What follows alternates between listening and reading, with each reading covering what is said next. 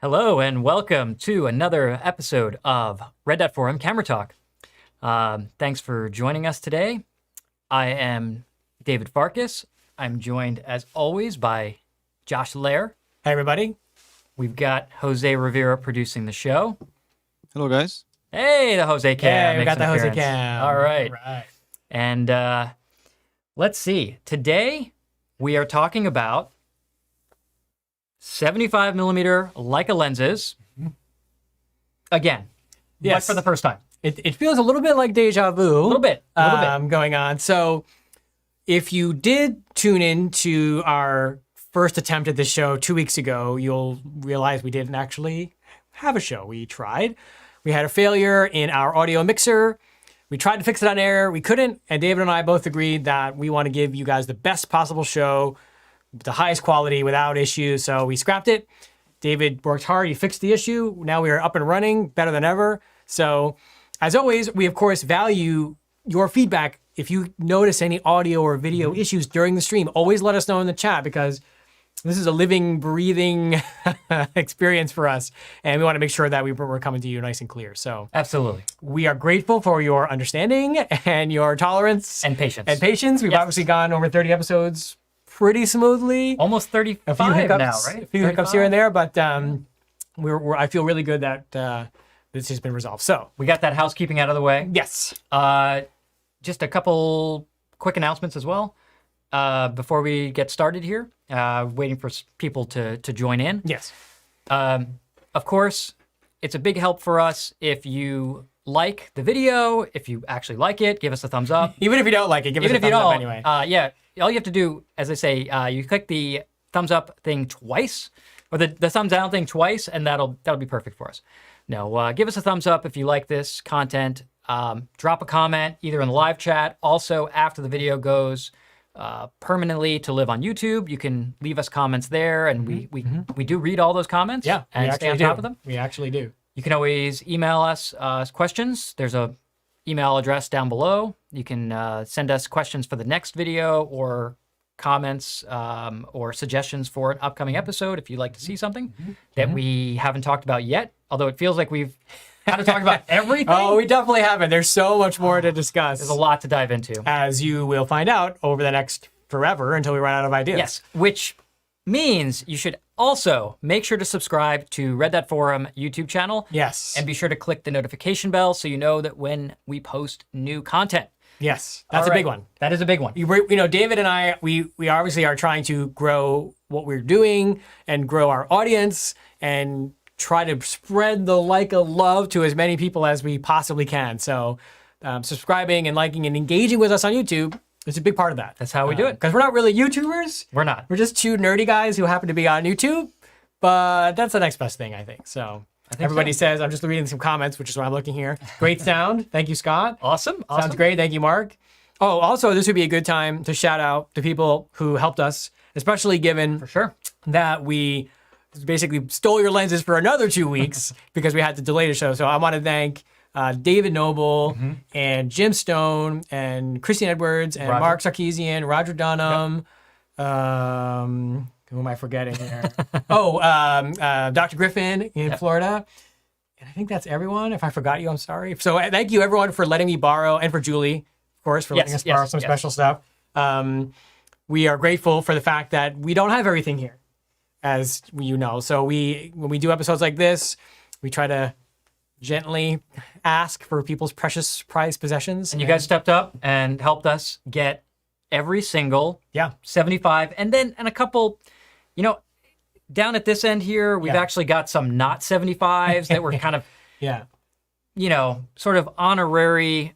They're honorary 75s. Yeah. So we've included them here. Right. So while this episode is focused on 75mm lenses, there's a few close relatives to that focal length that we brought because we felt that they were worthy of discussion and inclusion. And We're very inclusive here. we try to be. So, got it. we've got a good show. We've got a lot of cool stuff I think we're going to talk about. Now, this episode will be kind of a mix of like an anthology show where we kind of go through the history and we'll mix in live shooting and test images. Of course, I spent hours and hours and hours testing all these things. David will have some of his own pictures to show, I think. Yeah, well, we'll pull it So up. we're going to have a lot of show and tell. And of course, we welcome your questions, most of which will probably be, how does so-and-so compare to something else? Yeah. But that's fine. And we did get some comments on Instagram with some pictures there, if we can figure out how to actually display Instagram. And if not, we'll show them next time. Yeah. So if you submit an image, Thank you. This is a new thing for us. So Kirsten's working on it. For sure. All right, so we should get started. But first, the 75mm focal length. Focal length that you use a lot. At least in the years I've known you have used a lot. And I don't know how much people really can appreciate it, because even in Leica's own world, right, it was always 35, 50, 90. Sure, the Holy Trinity. Exactly. Yeah. So for you, I just want to start with a little more of a conceptual thing, if I may. Yeah. For you, where do you feel like a 75mm lens slots into your bag? Well, I think it goes right between 50 and 90. Well said. Thank you, David. I mean, that kind of nails it, right? Yeah, we're done. Next question. No. So to actually answer your question seriously, 90 really is getting into true telephoto range, and especially on an M, because when we're talking about an M and you have your 30, 50, 90, 90 was kind of that outstretched tele. Yes, there's 135, but as you saw in our telephoto episode, or didn't, go check it out. Yeah. I mean, there's so few 135s, and it's really not as common, because on a rangefinder, certainly if we, let's say, eliminate the Visiflex out of the equation, and this is pre-live view, pre-digital, 135 didn't really get that much love on the M system. That was much more of an R system kind of lens, where you really wanted to step up to an SLR for that. Now, 90 was sort of, or is sort of, the limit, the upper limit for most people when they think about an M kit. And I think, generally speaking, if you take a look at, say, the 24 to 90, it's also tends to be your normal range, right? 24 to 90, something like, I can throw out a statistic that I'm pulling out of thin air. Let's say 92% of all photos taken are between 24 and 90. I made that one up. Yeah, but it's probably pretty accurate. But there's got to be some truth to that little nugget, right? Yes. So where does 75 slot in? Sure, it slots in right before 90 on here. But in terms of M, I think it has a lot, it retains a lot of the flexibility of 50 while getting kind of sort of towards that telephoto range where we're getting that compression, we're getting that isolation, but it's not as difficult to use as a 90, or definitely not as difficult as a 135. Well, I'm going to stop you there and ask you a follow-up question inside of that. When you say not as difficult, what are some of the challenges that can be slightly eased from transitioning 90 to 75? When you talk about difficult and less difficult, where do you get into that a little bit more? Sure. Well, hand holdability is one, especially if we're talking M with no image stabilization. I think some of that conversation gets negated a little bit when we're talking, say, using a 75 on an SL2 or an SL2S, where we have in-body image stabilization, and that takes a lot of the guesswork out of it. But let's say, for general, I'm throwing a 75 on an M camera, I can hand hold that at, say, a 60th of a second, pretty reliably. Yeah. But when we stepping up to a 90, you're talking more like 90, 125th of a second to really get a sharp image. Or even, for me, I think I'm like at a 250th a lot of the time. Too much coffee. Yeah, way too much coffee. Right? So because we're getting a slightly wider field of view, the hand holdability becomes a little easier. Also, focusing is just a little bit less critical on a 75 than it is 90, because there's just a little more leeway there. Now, maybe not when we're talking about this guy a little later, which is the Noctilux 75. That has no leeway. But even still, if we compared, let's say, the 75 Noctilux 1.25 to the 90 Summilux 1.5, I think you probably could make the argument that the 75 is a little easier to nail focus, right? I can say for sure, because I've shot them both. Right. Yes, I can say that. So, this is moving beyond conceptual. That's real life. Yeah. And I think we're going to get into that through the episode, but that's going to be the overarching theme. I think when you guys are starting to wonder how do I pick a 75? You have 50, 75, 90, 135, and then of course with zooms, you have everything in between. So where does the 75 slot in? And David made some great points. I also think, Noctilux aside, 75s are very compact. Yeah. They're very Yeah, like this easy guy. to travel with. There haven't been a lot of 75s, which is one of the reasons that we can do a self-contained episode. And to have them all right Well, here. of course, we did a 35 episode, and that had Yeah, but the 50, table, yeah. with like double stacked. And I mean, there's very few. I think there's also one more point that I like to think about with 75, and you made a good point there. How does it fit in with other lenses? And I think you could easily go out with a 35, which you guys, if you watch, you know that we love 35. Yes. You could go with a 35 and a 75 and cover a lot of ground. Well, now that we're spoiled with 40 plus megapixels from M10 monochrome, M10R, SL2, a 35 and a 75 could almost be like a 50 and a 90 in a pinch. Kind of. I'm not saying click the Q2. Yeah, I mean, you're not going to get the perspective of those focal lengths, but if you find a 35 is a little wide for something, you could easily just give it a quick crop. So now that the cameras have improved, that's allowed us to have more flexibility with our lenses, or at least not to have as many lenses with us and still be able to do a lot. A minimal kit. Yes. Yeah. So again, it's interesting when you want to choose a 75.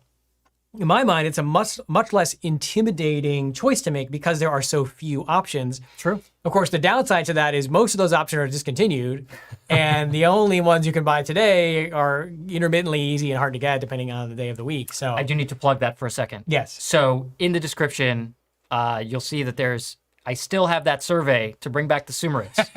It's not a survey; it's a petition. Or petition, sorry. Yeah, a petition to bring back the Sumerids. Now, I actually have not checked this in a few We have like weeks. 500 signatures, I think. I think it might be more than that. Is it more than that? Yeah. Oh, man, I gotta So we check. haven't checked. Okay. But if you guys like what we have to say about the 75 Sumerid, throw your name on there. Yeah.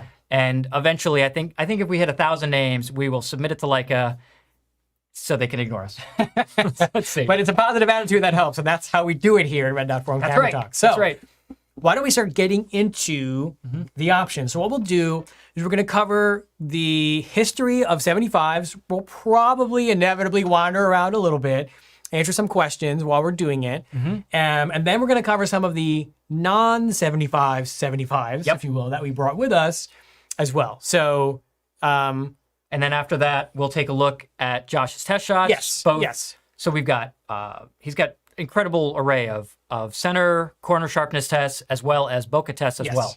So we're going to take a look at those. Lots of good stuff. And then I've got little Oscar the Bear here, some flowers and crayons and all the fun stuff. Yes. And we'll throw it on the SL2 and take a look at the actual rendering, real life rendering, real time of the various lenses. Yeah, I feel like we haven't done live shooting in a few episodes, so we're definitely I miss overdue. it. We're overdue for it, so I'm excited about that. Yes. So, Jose, do you want to pull up the slide for the 75 Lux, the first 75? And David, why don't you... Let's see. Is the camera on? Is the what on? The camera? No, for the Live close. or- No, the the slide All right. for 75. Let's start. Sorry, apparently we're rusty. We haven't done a real episode. There we go. Do we want to do the? We'll start with the Canadian one. That's actually, that one came first. On the left. There we go. Nope. My left. Yes. My left. All right. Let's bring it over Got the close-up here. shot here. We're doing great. Nice. And nailed it. What are we looking at, David? Talk to us. Well, I want to be in focus. Okay. We got to show off the goodness. Nice. That look good? All right. So what we are looking at is Leica's first ever 75mm lens. This is a 75mm Summilux M, and that's a 1.4 Summilux, as you can see here. It's got the slide out shade. Now, it's important to note that the first version of this lens, This is not the first version. which was only made for maybe 2 years, has a removable lens shade. They're extremely rare. I could not get my hands on one for this show, So unfortunately. this is a version 2, This is a version 2, yes. which, but colloquially, this is known as the Summilux M75. Right, because the first one is so rare, it's just like we couldn't get the 1-2 Noctilux for our 150 Noctilux episode, so like, yeah. Yeah. I wish I had it, but we don't. Now, this one has been 6-bit coded, so to answer that question, yes, you can get the 6-bit coded by Leica, Yes. which this one has been, which means it's also been factory calibrated for the new mount and 6-bit coded. Yes. Now, this lens was introduced in 1980 and ran, surprisingly, this is a lot of people are actually surprised about this. This ran until 2007. That is a pretty long tenure for this lens. I mean, into the digital age. Yes, right. into 2 the years digital into age. the Yes. era of the MA and MA.2. Yep. Now, this is a Mandler design. So if you're familiar with, say, the original 51 F1 Noctilux, the 50 F2 Summicron, the classics, Mandler designed a lot of legendary Leica glass. It's not huge. It's similar in size, let's say, to the modern 90 F2 Summicron in terms. Right there. Which it's on a camera right here. Oh, yeah. I actually have one right here. Here, got it. Yep. It's similar in size, right? So if we look at, I'm going the wrong way. If we look at the 90 and the 75, of course, 90 F2 versus 75 1.4, they are similar in size. And this is although it is a little wider, this is a 60 millimeter front diameter, similar to a 50 F1 versus a E55 for the 90 millimeter. We've got 10 aperture blades, and it'll focus down to 0.75 meters, which for the vintage is actually quite close, considering that the 50 F1 that this is based on, because that's the other little factoid. Mandler designed the 75 1.4, supposedly, by popular culture, designed the 75 Summilux off of the 51.0 Noctilux. But this does actually focus closer than its 50 brethren. There's a funny. So you can. I'm just reading a question or a comment by Sean here. He's like, we should talk about the values. And what I would say is, well, the values before we talk about something or afterwards, because they tend to change after we talk about. Now, it. I'm gonna pose a question to you, Josh. Yes. So what is the difference between this 7514 Yes. and this 7514 when we've already established there's only the version 1 that's extraordinarily rare and the version 2, which I'm holding 2 of them in my hands, but they're different. About $4,000. Talking about values, right? The very tail end of 75 Summilux production run, the last couple of years, they switched production from Canada, where all of them were made prior, to Germany. So the German version of the 75 Summilux is the most valuable because it's much, much rarer, and it's a Leica lens. It's made in Germany. I have nothing against Lights Canada, but I think if it was always made in Germany, it would be different. But because it's a small subset of overall production, I had read prior to this that there was some internal changes near the lens mount of the 75 Lux when it switched over to Germany, which made it lighter. I did weigh these on our scale, and there was about a 30-gram difference. There is. Now, because both these lenses are 6-bit coded, that means the lens mounts are not original. So I wouldn't take the exact weight that I measured as, fact, so to speak. But the difference, because they are both 6-bit coded, because there's about a 30-gram difference between Canadian and German. It's not noticeable in use, but it is noteworthy. So I think between the rarity, the fact that they're inherently the latest versions, meaning the last produced, and the fact you could get them in a silver box if you got really lucky. The early ones came in the red and white box. They didn't actually include a leather lens case either, so you got that later. Of course, you can buy it separately now if they're still available. Sometimes they're not. So yes, 75 Lux, mostly Canadian, some German.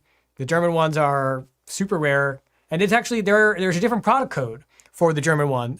It's 11.8, I'm going to get this right here. 11.815 for Canadian, 11.810 for German. So it is actually engraved. You're never on going the to see back. this. Think you can show Here, it? I've got the close-up, yeah. Okay.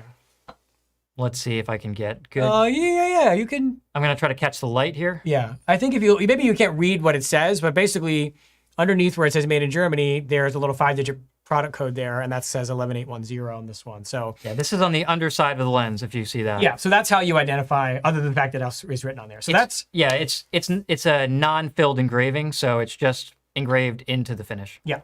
So 75 Lux is, as you'll see when we start doing our test shooting, not a lens that is sharp or high contrast or anything that I would use to describe a lens that performs well, but it certainly is a glowy, low contrast, heavy vignetting. A lot of people lens really like that. where you can actually get a really, really cool vintage look, even on an SL2. It's actually extremely fun on an M10 monochrome Oh, yeah, nice. because you don't have to worry any about color chromatic aberrations, aberrations, anything like that. So we're going to go back to a lot of stuff. So let's go to the next one. David, you want to show us the Apo for Sure. us? Now we're moving into the modern age. Yeah, it's gonna be weird because we're not necessarily going in order of like aperture. We're going chronologically. So whatever was announced. I don't next. like this back cap though. Oh, we'll take it off. There we go. Okay. So This is our Can we zoom in more, Jose? Can we get more zoom? Zoom R. Get the Zoom R Get the out. zoom out. We have the 9280 on there.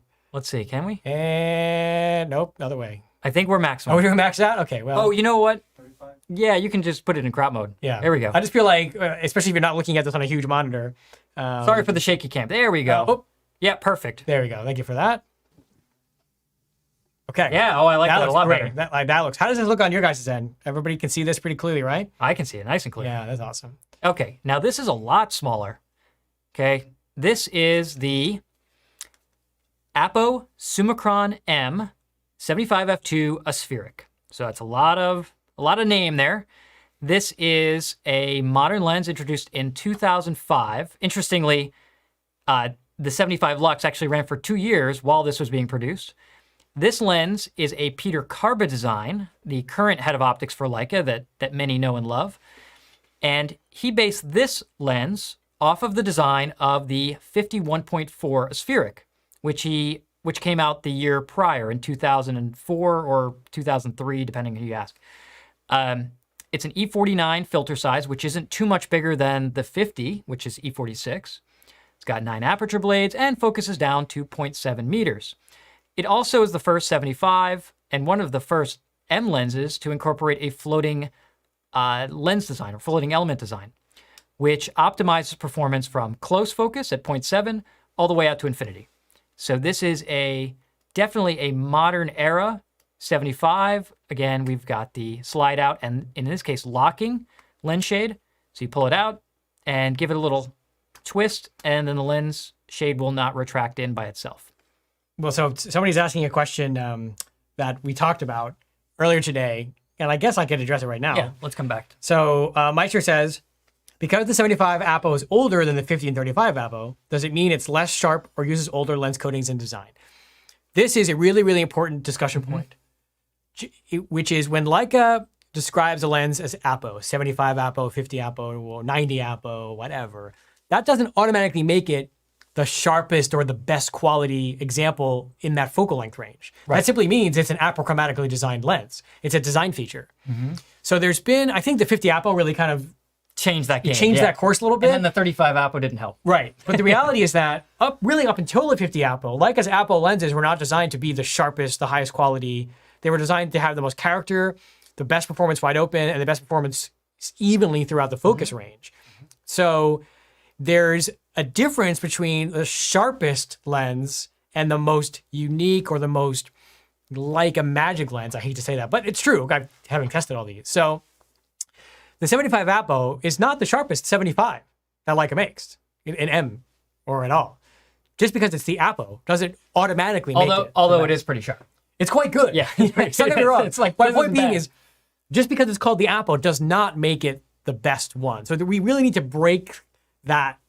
Although as I'm saying this, the reality is as Leica introduces future Apo lenses, they'll most likely be reference lenses. Like the Apo SL Summicrons. yes. Or So Summicron. really we're talking about 75-90, 135 Apo, and maybe like the 120 Apo S that are lenses that are apochromatic lenses, but doesn't automatically mean they are the sharpest of that focal length that Leica's making. So that's what I'm trying to get at here. That Apo does not equal the best automatically.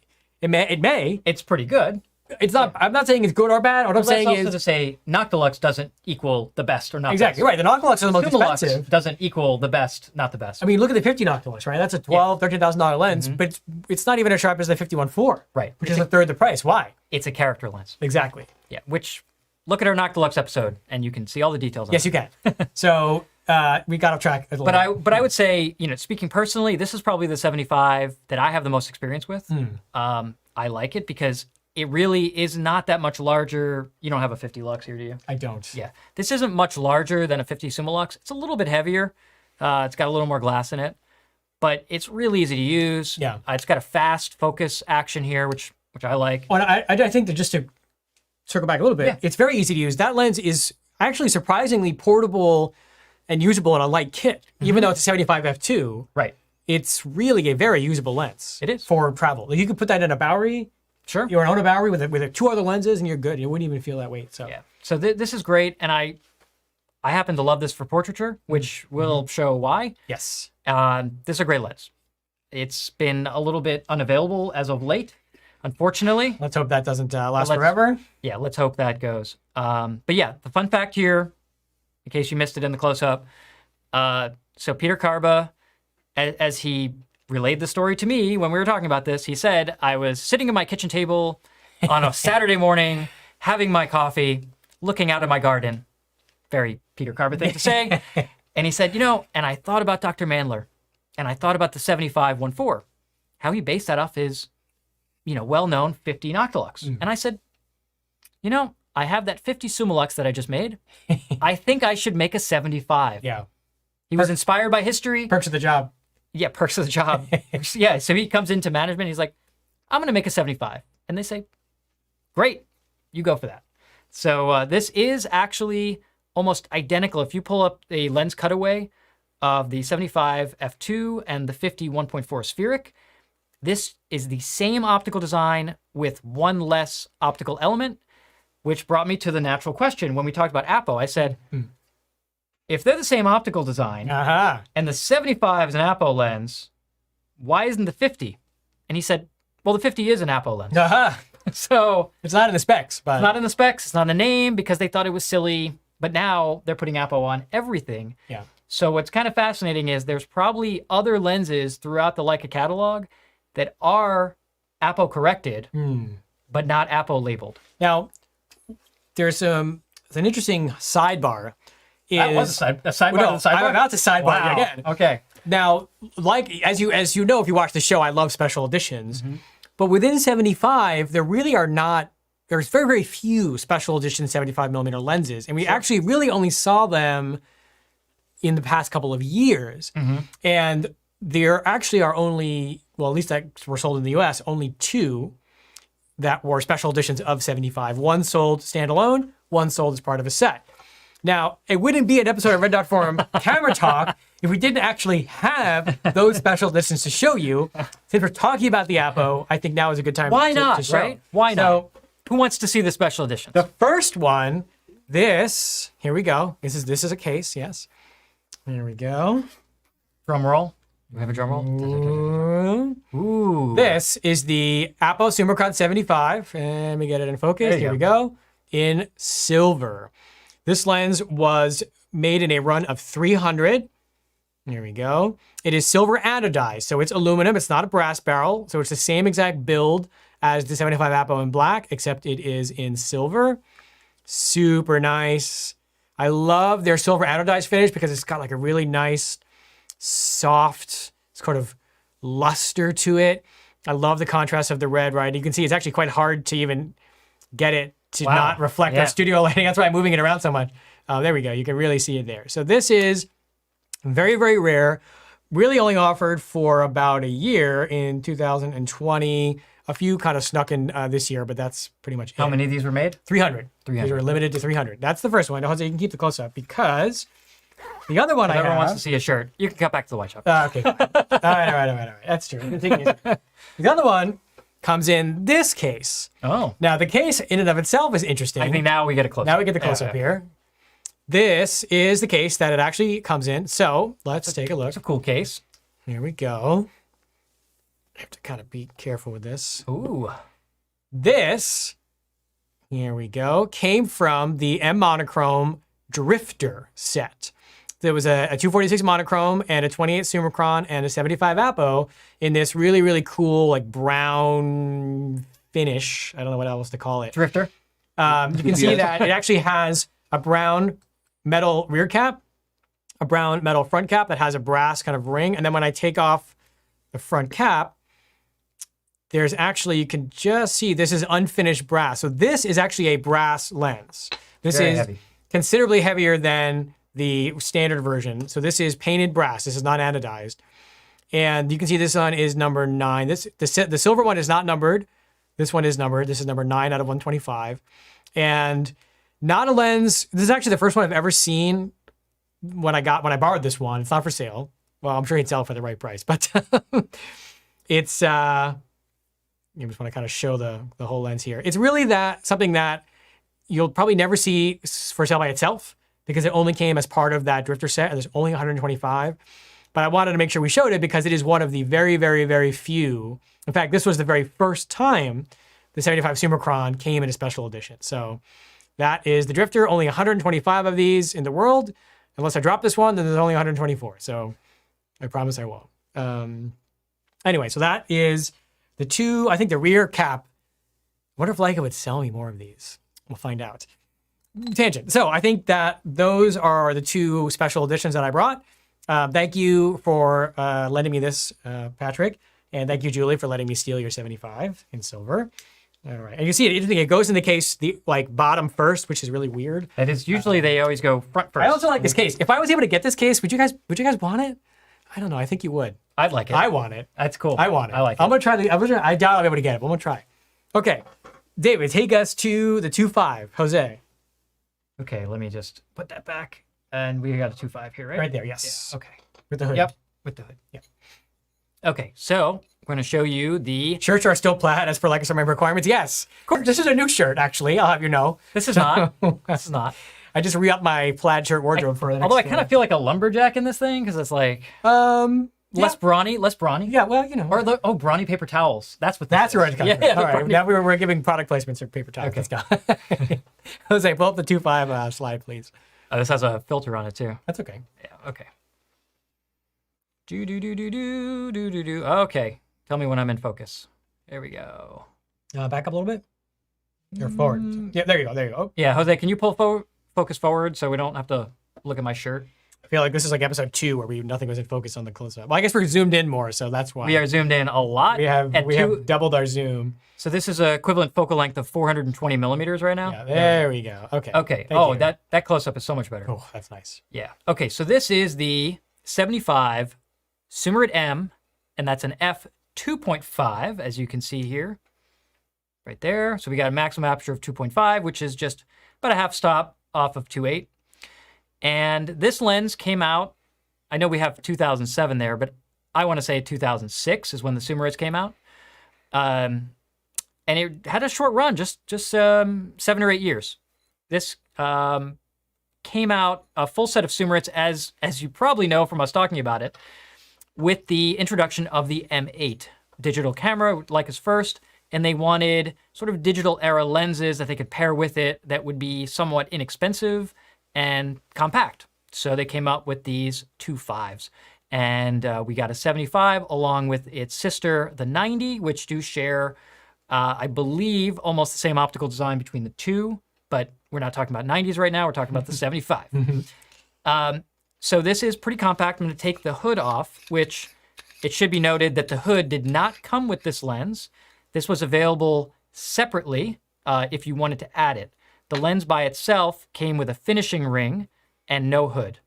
Yeah, that's just to reiterate. The 75 Summit 2.5, when it was new, Came like this. and when you buy them pre-owned, now with a filter. they didn't come with a lens shade in the box. They were never sold with a shade. That was always sold separately. Right. Carry on. Okay. So it's pretty light, 345 grams. We've got 11 aperture blades for a nice round out of focus rendering. But, you know, I'd say if this lens had one downside, because it is very small and very light, and 46 millimeter filter is great because this is compatible with so many other Leica M lenses, like a 51.4, Yeah, a 35.4. To interrupt, sorry. The thing about that, as David's talking about that, the 75 Apple is an E49, Exactly. which is a much less common filter size. Right. So that's a good point you just made. Yeah. That being a more convenient filter size is actually, especially if you have polarizers and It is. Yeah, you can share. You can share the filters. Yeah. So yeah, especially if you go out with a 35.1.4 and a 75 Summit, you can share that same filter.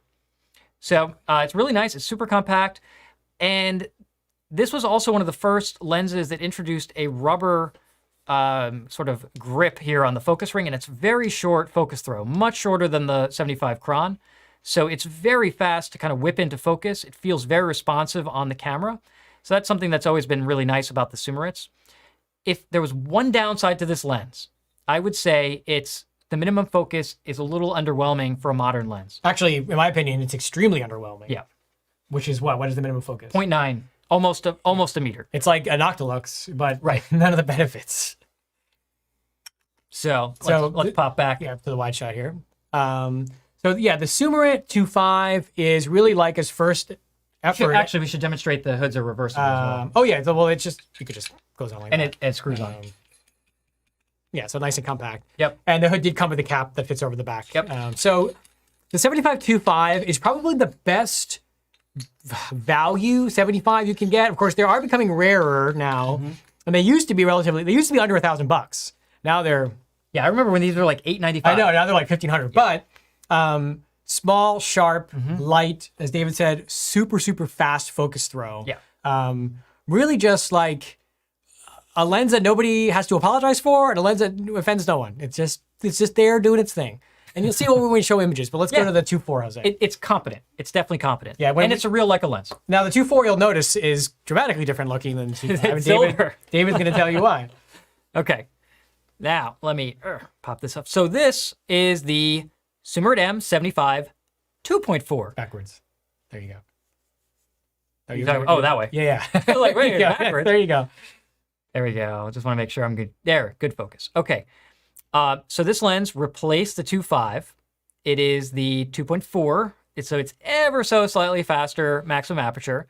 And this is this went until 2020 when they sadly discontinued this lens along with the rest of the Sumerit range, the 35, 50, 90, and the 75.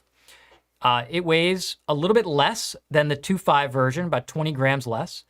It still has the same E46 filter size. I'll just take the shade off here. One more turn. This has that filter on it. This also has a nice matching silver Leica filter on here, so you almost can't see it. And that's a good point that the shade fits nicely over the filter if you have one on there. So you do not have to remove the filter to use the lens shade at the same time.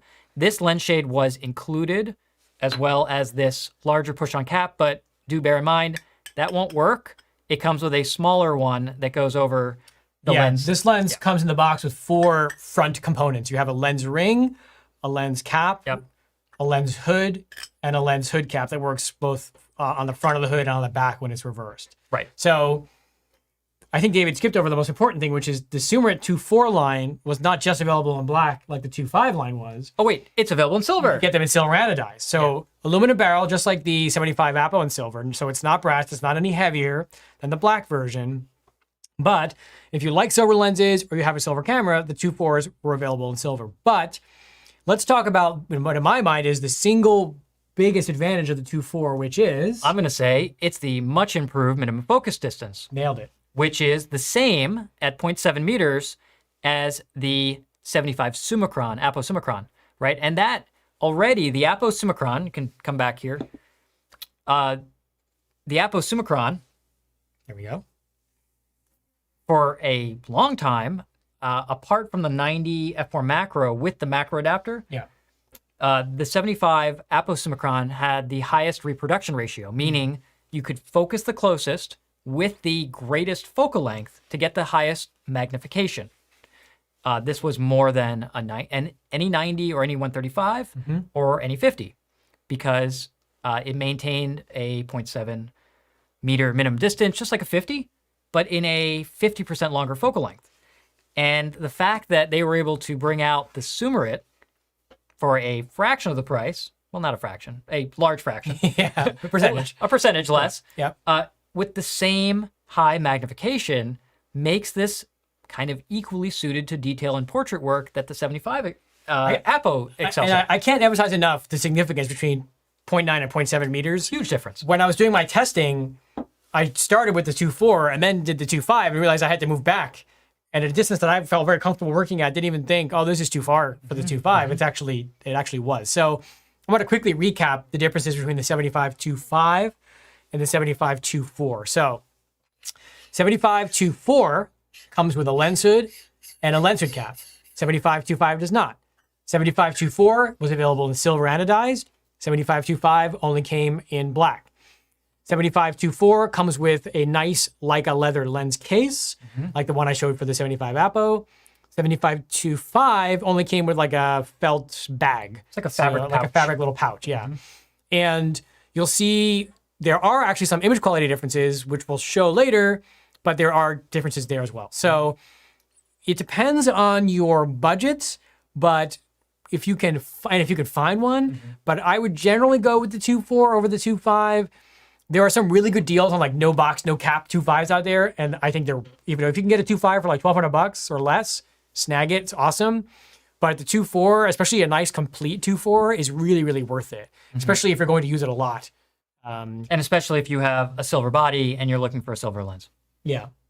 So So it doesn't weigh any more than the black. Yeah. So I'm just reading some comments here. People saying they're fans of the 75-2.4. I get Great it. lens. Great lens. Sign the petition. Bring it back. Yes, please. We would love to see it again. So, yeah, that's a 2.4. So let's go right. on to. I feel like we're really doing progressing great. here. Yeah. We can get this done by 9. I'll be like this Because part then of it. we have a lot of shooting. And We have a samples lot of and- things yeah. to do. So let's go about perfect. the big guns, Jose. Noctilux, please. Noctilux. Are we jumping to that already? Well, yeah, that's what's next. All right. Chronologically. Ooh. Oh, Well, yeah, and then we'll do the 75 SL. Yeah. man. That is, Don't drop it. that was just a lens. That is weird. Horrible. Take that cap. It's a horrible cap. Okay. Jose, close up. Yay. This is now. I know we did a whole Noctilux episode, so you should watch that if you get time. But You'll what is probably- this? yeah. What is this, David? There's a big honking lens is what this one is. I can see the future through here. Oh my goodness. This is the ultimate Noctilux M 75 f 1.25 aspheric. This is a honking piece of glass. It weighs over a kilo, and because of that, in order to reduce strain on the lens mount, it actually has its own removable tripod foot. But it is a very cool feature. I should show this, and it is if I can get my fingernail in there. There we go. So it's got a little catch here, and you can unscrew the tripod foot. So if you're just out handheld shooting and you don't want this thing sitting on the bottom of your lens, it does remove. And actually, Leica's so nice here. They actually line this with felt so it wouldn't scratch or damage your very expensive lens. That's right. And you can see it's got a nice smooth appearance here. And actually, that's where the writing made in Germany is and the product code, right? Yes. So, again, continuing the theory, the theme, we've got a built-in lens shade, similar to the 75 Summilux, which I guess could be its, I don't know, sort of ancestral roots. Maybe, but not really. But not really, no. No. So, unlike the 75 Apo Summicron, this one doesn't pull straight out. In fact, if you pull, nothing happens. You have to rotate it, and then it has basically just kind of stays put wherever you put it, and you can rotate it back. So don't try to force this out or in, because that will not be ideal for you. And it is gloriously smooth and satisfyingly hefty. But optically, this is, I would say, out of all the M lenses that we've shown, Yes. and Josh will confirm this, Yes. this is going to be the highest optical performance out of everything we've shown so far. Yes. But again, going back to the size, we've got an E67 front diameter, which is massive. If people thought that the 50 Noctilux was a big diameter at 60, this is even larger at 67. We're getting into SL lens territory here. And minimum distance is 0.85 meters, which it's not the best, but you'll see when we show photos that the bokeh more than makes up for the lack of minimum distance. Yeah, I don't think you'd have any depth of field left at Yeah. 0.7 meters. And it's pretty new. This is just, 4 years in the roster. Yeah. Yeah, this is one of their newer lenses. 2017. I think I want to also mention that this is not only the sharpest 75M lens I've ever made, this is one of the sharpest M lenses they make. Hands Yes. down. I'd say I'd put this, the 35 Apo Summicron, Yeah. the 50 Apo Summicron, and the 90 Summilux as Yes. probably Yeah, the yeah, sharpest yeah. ones. And if you want to see more with this, I mean, we're going to do some test shooting, but definitely check out our Noctilux episode where we talk about this a good bit. So this lens is actually easier to wield than you might realize once you accommodate for it. What I mean is I either use it on an SL2 or I use it with an M with a hand grip. I generally don't use it with a naked camera, if you will. I also often use the VisaFlex. It's heavier than you expect, I think, but once you start using it, I don't find it difficult to use. Well, I'm gonna throw it on here just as a talking point because Yeah. yeah, like Josh said, I'm just going to throw it first. I'm going to throw it on an M body because this is, I think it's worthwhile to at least see this in practical terms. Sure. It's, yeah, it definitely the lens wants to go down. You're going to fight this a little bit. You really want to kind of brace that and support the lens because the camera's just going to hang off the back. And, thumb support makes a big difference, as would a hand grip. Right Oh, this one has a hand grip on it. So a hand grip would help considerably. Now, if I switch and I put that onto this SL body, there we go. This is the way that I use this lens. This feels right.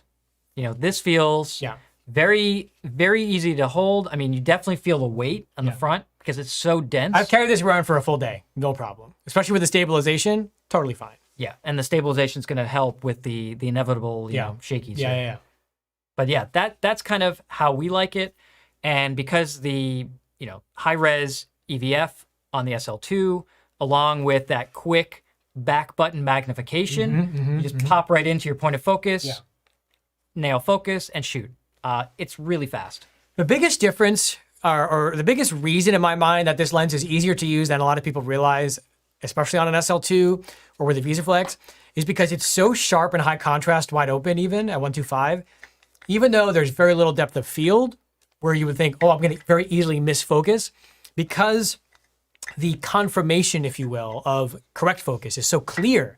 It's so sharp, and you can immediately tell when you turn that really, really finely geared focus ring and you get it, you nail it, you know right away. There's no ambiguity. If you use a 75 Summilux, I don't care how much time you spend, if you're on a tripod or not, which I was, it's very, very hard to even know when you've achieved focus.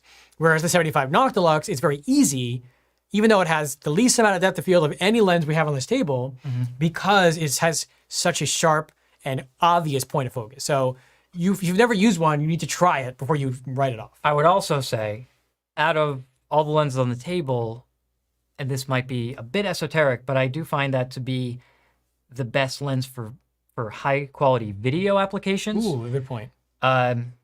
It's very close in terms of look and performance to Leica's Cine lenses. This is going to sound crazy, at a fraction of the price. I know, right? Well, and I think also the 75 Noctilux is the most fun of all the lenses on this table. Now, I love all these lenses. They all have a purpose, but the 75 Noctilux is the most fun, at least for me. You got to be careful because you don't want to use it or overuse it. And we talked about this on the Noctilux show, we did. Where every picture starts to look the same. Right. But it's very rewarding. It's very satisfying, and you can stop it down to 4 or 5, 6, and it acts like a regular 75 that just happens to be unbelievably sharp. Yeah. So I know it's expensive. I know it's not for everyone, but I would really, really encourage you, if you're ever in Leica Store Miami or in another Leica store, to try it out. Even if you have no interest in ever buying one, Try it. It doesn't matter. Do yourself Forget a about favor. that. Just try it out. Put it on an SL2 or an SL2S and just take a picture of whoever hands it to you and say, let me take your portrait.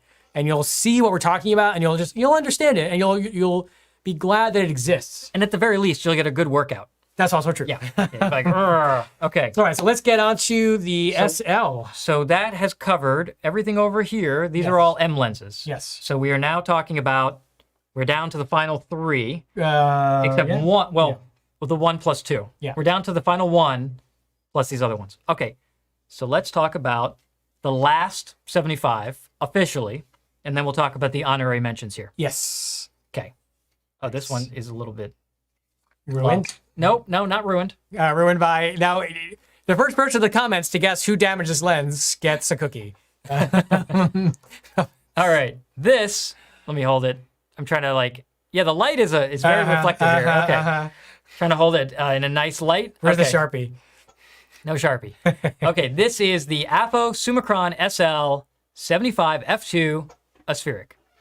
This lens was introduced in 2018, so it's just been around for about 3 years.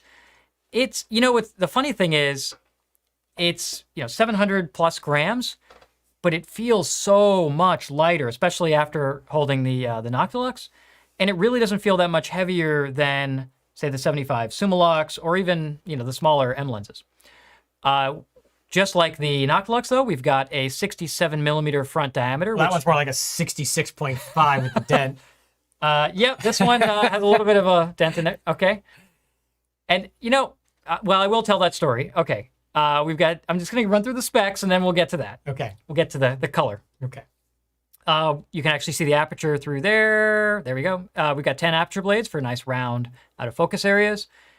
And this is an L mount, so this is not, don't try to put this on your M camera, it won't work. This is only going to be for the SL601, SL2, SL2S, CL, TL, TL2, and T601 for those paying attention. T701. T701. The 601 was the SL. Never mind. The T701. Yeah, so this is like all, there we go, like all the Summicron Apo Summicron SL lenses, which now include 28, 35, 50, 75, and 90. These are all across the board reference level designs. These are ridiculously high performing from wide open on at every distance. And as you can see, this focuses down to 0.5 meters, much closer than even the closest of the 75M lenses, which comes in great for creative applications and portraiture and things like that. All right, so let's cut to a wide shot, and I will come clean. I dented this lens. Actually, when I was testing out the SL2, when I was out on in the Pacific Northwest, in Seattle and whatnot, I'd like to be able to blame like a grizzly bear or something, but reality is I was walking around Fremont neighborhood in Seattle. It was rainy, but it wasn't the rain. It was definitely me changing lenses, and it literally just fell out of my hand onto a sidewalk as I'm standing. I was not sitting down. So this lens, this very lens, fell, I don't know, whatever, 3 feet, a meter, straight onto pavement, bounced, and rolled into the dirt.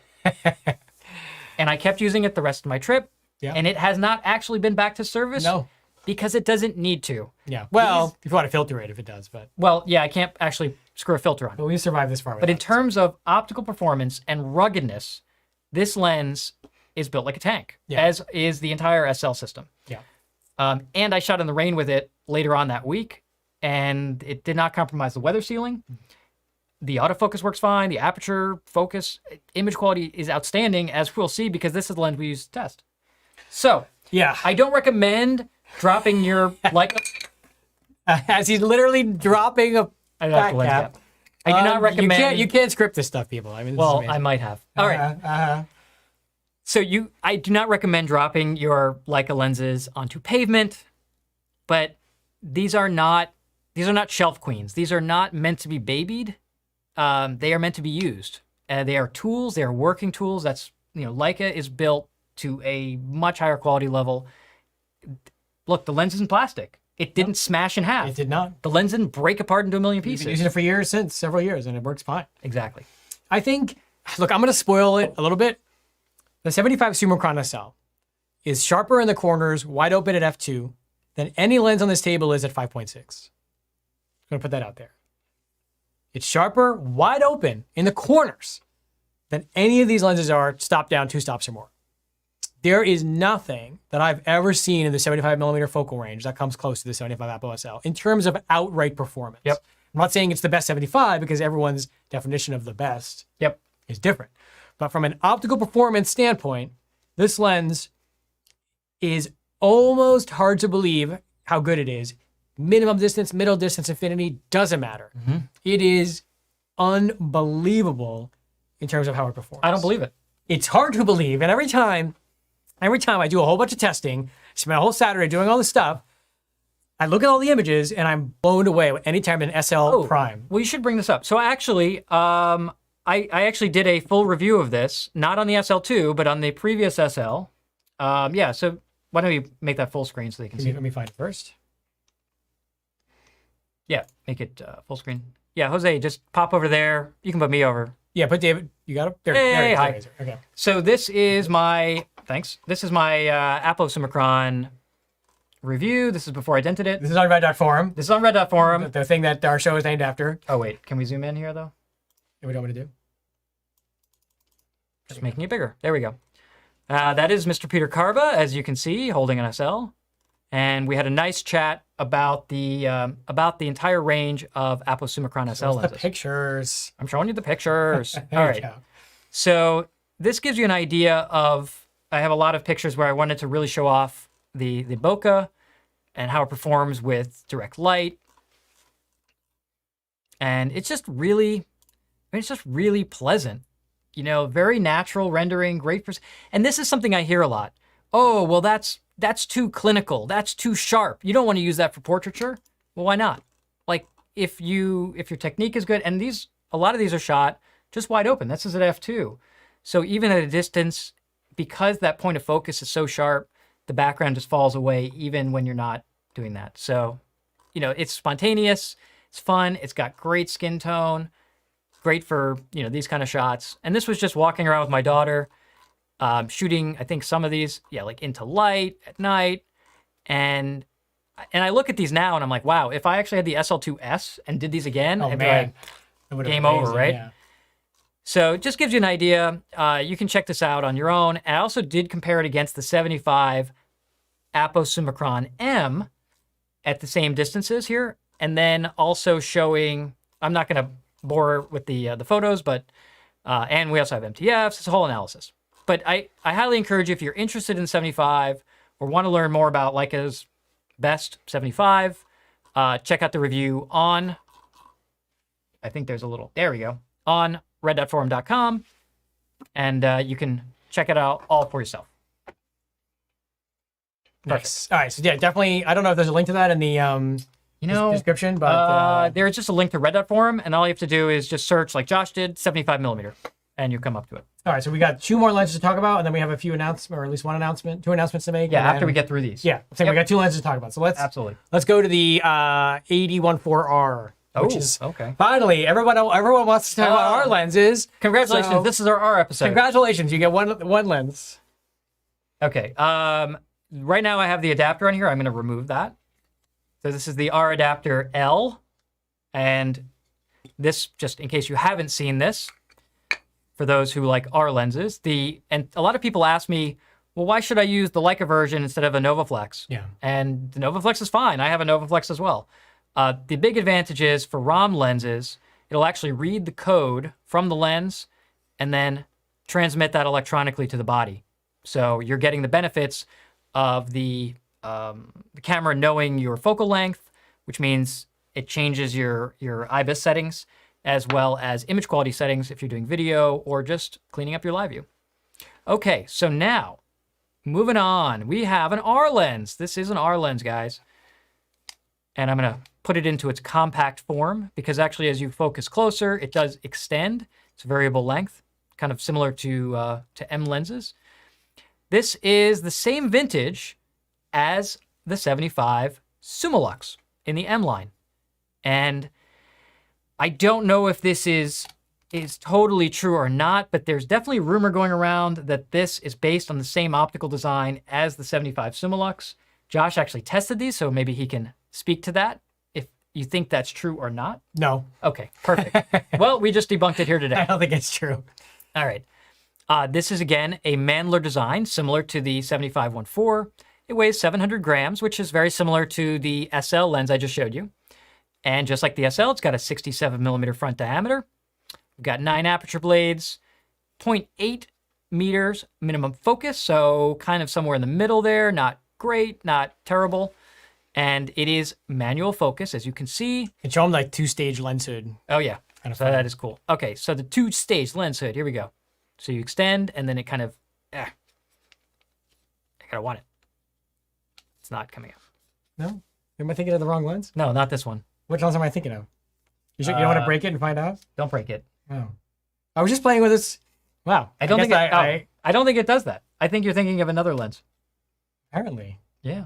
Because I remember. I thought it did I know. it too. That's why. It's another R lens. Well, there we go. Okay, but tangenting. It's another R lens. Can you put a non-ROM lens with this adapter? Yes. Yeah. Yes. The R adapter L works with any 3-cam, 2-cam, or This lens? R lens. Yeah. This lens is not a ROM lens. 3-cam. Yeah. This is a 3-cam lens. 1, 2, 3. Yeah. So yes, it works fine. It's also, it's a much nicer built adapter than the NovaFlex one. It's not like it's got like a stainless steel mount.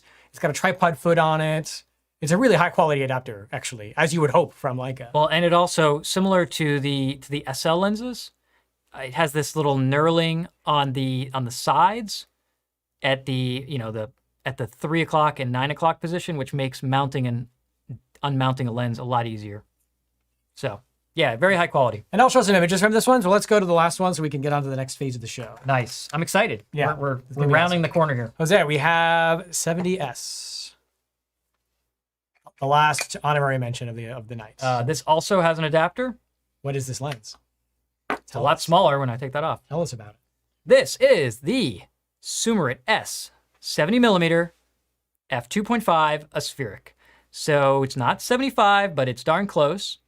Of course, this is for the Leica S system, which is medium format, which is why you see this really large lens mount on here, much greater diameter than what we have for SL or for M. But David, what I don't understand is on the S system, the 100 is equivalent to an 80. So why wouldn't you show that if this is equivalent to a 50 on the S? Tell me that, David. Yes. That. Let me get through this and then I'll address your question. Okay. So it looks large. It's got an 82mm front diameter. It focuses down to 0.5 meters, similar to the SL lens. And this is an autofocus, auto aperture lens, similar to the SL. It is completely weather sealed as well. It's all internal focusing. What's interesting is, a little tidbits here, this is actually what's called a total focusing lens design, just like the 80 that I just showed you. What you're seeing moving inside the lens is actually the front element. This piece of glass, and I am touching it, yes, I know, trigger warning, okay? And there's a reason. This piece of glass, hardened, very thick glass, is not actually the front element. It is just a protecting element, like having a built-in clear filter that you would put on this lens. It has a hydrophobic coating on it. You probably can't even, I don't know if that fingerprint even showed. Very, very easy to clean because of that coating. And what it does is it creates, in a total focusing design, what appears to be an internal focusing, completely sealed design for the weather sealing. And this is kind of regarded as the standard lens with the S system. It was the first one that was introduced in 2009, along with the camera and the 180 were the two first lenses available. And it's loosely based on the 51.4 aspheric, kind of. Very similar in terms of its look and feel, maybe erring on a little bit higher performance. But it's a great lens, and don't let the 2.5 fool you. It actually has deceptively much less depth of field because of that minimum focus distance. And it's very good. But let's pop back here, and I'm going to answer Josh's question. Yes, because I want to make sure the viewers understand why we're talking about 70, because the 70 on an S camera is not even close to 70. That's true. Yeah. So this lens, because there's a 0.8x magnification factor when using S lenses, and this is the important part, on an S camera, meaning because an S camera has a 60% larger frame. Okay, these cameras have a 24 by 36 millimeter frame size. An S camera has a 30 by 45 millimeter frame size. It's 60% larger by area. So we have a negative crop factor. This lens is approximately a 56 millimeter lens on the S. There is a 100 millimeter f2 Summicron, no apo, no aspheric, just Summicron. And that is equivalent to an 80, because if we multiply 100 by 0.8, we get 80 millimeters. That would be a much better comparison on the S system. Not if we're using this, as we're showing today, with an S adapter L, because, and this is, hold on guys, we gotta really make sure you get this. A 70 millimeter medium format lens, when used on a 35 millimeter format camera like the SL, is a 70 millimeter lens. There's no crop factor. Exactly. So it's very, very close. When we inevitably do a 90 episode is when we'll talk about the 100. So I guess what we're saying is because we're not showing it on an S, we're showing it on an SL, we're counting the 70 for this application. These also, talking about value, these lenses can be had for Well, they used to be a lot cheaper than they are now. Now they're 3,000 or 4,000. But Oh, they used to be like under 2,000. yeah. But that didn't last very long. I was gonna say you could get a really high quality modern Leica optic for about $2K. It's actually probably very close in price to a 75 Summicron pre-owned. Is it really? But you get maybe a little bit less, but of course you got to buy the adapter, but then you have access to all the S lenses. So we've talked about this before. I think this is one of the more interesting for SL usage lenses, so that's why we included it here as an honorary mention. Yeah. And it's a pretty lens. I have shot a lot with it on the S, just a little bit on the SL, but it doesn't offend anyone? Is that what you're saying? This is a good lens. I like lens. it.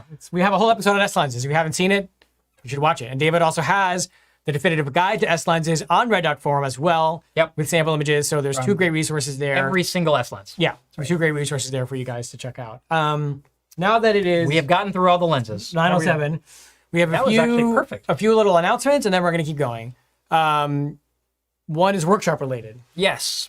So if you ever wanted to come to Iceland with me, now's your chance. We have pop up the old video there, or monitor, zoom in again. There we go. Sorry, 4K monitor, very small text. So we have one spot left to our August Iceland workshop. So this will be led by myself, Peter Dooling, who's our workshop coordinator and my partner in crime on these, and our local Icelandic guide, Brynjar, who we've worked with countless times, who's a riot and wears all orange. He is great. And he also used to be a professional Viking and skydive instructor. And he's a jack of all trades and master of all of them, and great photographer. So it'll be a lot of fun. It's a small trip because we wanted to keep things kind of intimate. So just 10 people max. We've got 9. We had a full trip. This was sold out just a few days ago. Unfortunately, we had to have a couple people had to cancel due to travel restrictions in their country that they reside in. That unfortunately we can't work around that. But come to Iceland and hang out with David. But Iceland is open, so and don't let him drop anything. I probably will. Yeah, if you're fully vaccinated, there is no quarantine required for Iceland. You can come in and you're ready to shoot. So it's going to be great. August is fantastic. We've been there August 6th to the 14th. a bunch of times. Right there. So highly recommend it. Check it out. Maybe Kirsten can drop a link to the workshop. And you get to spend like 10 days with me. Sounds like fun. Josh, you spent time with me on workshop. For 11 years. Yes, I have. All right, let's go back to the wide shot. The next thing we were going to talk about is another exciting piece of news. If you have been watching these episodes and enjoying what David and I and the team, Jose, Gabe, Peter, Kirsten, Juliana, and Risa and Tim have brought to the table, and you say to yourself, I would love to get involved. I'd love to be part of that. Leica Star Miami is hiring. So if you like what we do, if you think it looks cool, if you want to be immersed in the world of Leica full-time here in Miami, here in Coral Gables, Florida, Kirsten is going to drop a link in the chat. Let me make sure. I'm going to pull up the chat here. Kirsten is going to drop a link in the chat to learn more. Yep. So if you want to work with us and drop stuff, sign up. The last thing is I always try to show cool new goodies. It wouldn't be a camera talk if I didn't have something cool and something literally shiny in this case. Very shiny. These dropped when I was on vacation. Now I'm back and I get to play with them myself. If you've watched the show or if you know us, you've probably heard of the Kumaru line of soft releases, which are these really, really nice made in France soft releases that are both convex and concave. They've had a bunch of different limited runs, and this is one of my favorites. It is the Kumaru Polished Brass, which I'm going to show you. Go a little higher. And I drop it. Nice. He gets to join the club. I get to join the dropping club. Here we go. You get the close-up? It's very small. You want to throw it on the camera? I'm going to in a second, yeah. So this is a Kumaru soft release. It's actually milled or machined from a solid block of brass, hand polished to a high finish, and then covered in this special wax that keeps it like from patinaing with care, with regular lens Maintenance, cloth. Or you can just use it and let it patina over time. It is like a miniature work of art. The bottom is also, I mean, it's literally milled from a solid piece. So it's just this beautiful piece of highly polished brass. It even comes with a special little lens cloth. Let me pop it on an M10M here. Here we go. This would be a really nice little like, on a camera like the monochrome, which is very discreet, almost like a splash of color, like a little focal point. I think it really looks amazing. And it feels good too. And these feel really nice because they have both the convex and the concave shape. Here we go. So they're limited to 250 for the world. We've got a few dozen left, maybe 30. And then once they're gone, they're gone. So let me get it into focus. There we go. That is the Kamaru polished brass. Limited edition. Limited edition. So it's $60. Hard to go wrong with that. Anyway, just something cool and new to show you guys. And I think that's all the announcements we have to make. All right. In case you missed it at the top of the show, be sure to subscribe to Red Dot Forum YouTube channel. Click the notification. Also, reddotforum.com for news, reviews, Yes. in-depth stuff that we're talking about here. And there's links in the description to Red Dot Forum and... And Kirsten, can you put a link for the Kamaru polished brass in the chat as well? That would be... Oh, I could just do it. She's probably going to do it anyway. Hold on. I have it right here. There you go. Pop it in the chat. Boom. Boom. Multitasking. Boom. Oh, wow. I just did that. Look at that. I'm so impressed. Thank you. Anyway, so that's a cool new thing. And so we got workshops, we got job opportunities, we got shiny things. Very shiny. Now I think we have to show some stuff. Yes. So all right. I think we've also done a good job of like answering a lot of the questions. Why don't we take a brief pause? Yeah. Jose, you've been keeping an eye on things. Yes. Does anyone have any burning questions or comments? Yep, we do have a few questions. All right. Fire away. All right, question from Richard. Price notwithstanding, would you pack a 75 Noctilux M over the SL Apple 75 Summicron in an SL kit? Oh, I can take that one. Sure, go for it. Because you've actually done this. Like every other question that everyone asks, it depends. Depends. Here's the thing. If you're doing a lot of wide open work, a lot of low light work, a lot of portrait work, and you want that character, there's nothing better than the Noctilux. That lens is unbelievable. But if you're doing a lot of close-up work, if you're doing any wet weather or inclement weather work, if you're doing anything that's moving, then you want to have the 0.5 meter minimum focus, the weather sealing, and the autofocus of the 75 SL. So those two lenses, the only real commonality they have is their focal length. But they're so different. I mean, I'd say they're very high-performing lenses in their own right. The 75 SL is still better, even though the 125 Noctilux is quite close. It is. So you have to sit down, either literally or metaphorically, and ask yourself, what am I going to be photographing? What are my creative objectives, my photographic objectives, the technical requirements of my shoot? 75 SL is also lighter. So if you're traveling light, that's another thing to think about. So I've done both, and I've enjoyed it. They are the same filter size, so you could bring both and just go to town. I probably wouldn't do that. Maybe overkill. I mean, also, if, let's say you have the budget for a 75 Noctilux, I could also make the argument from a value perspective to say, okay, if you're prepared to spend Noctilux money, you could just get a set of Apple Summicron lenses. Yeah. You could have a 35 and a 75 Apple Summicron SL, which are both phenomenal. Yeah. With some change left over. Yeah, again, it ultimately comes down to creative and technical requirements. That's what it comes down to. I can't say... And size and weight. And all those things. I can't say, I would say, oh, you should always take this one, you should always take that one, because it's just not that simple. But those are hopefully two use cases that make sense and answer that question. Yeah. Are all the lenses you have shown made in Germany? All of them except for the 75 Lux made in Canada, which we talked about already. Everything else, yes, made in Germany. That was a quick one. Jose? Yeah, let me go back to a question from earlier when you were showing sample images of the 75 Apple SL. Gene is asking, can you please elaborate on your SO2S comment earlier? You said game over. What do you mean by that? Good question. That is a good question. So, especially, you have to keep in mind that entire review was shot, and most of my SL lens reviews that I've published were shot on the SL Type 601, which is basically the first generation. Oh, I have one here.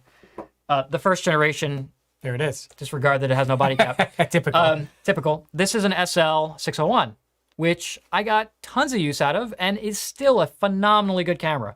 I would say for people getting into Leica, this is such a good entry point because this is like $2,000 for one of these.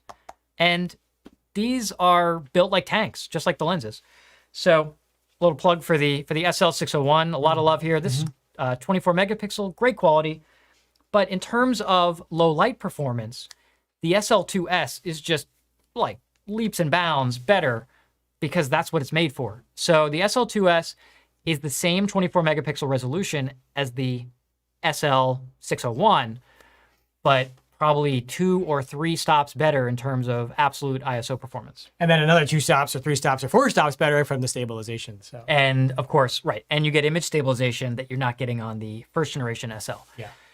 Better viewfinder. You should watch our SL2S episode because it We go over really all that, is a game changer. It's crazy. Yeah. Next question. All right. Question from Sharon.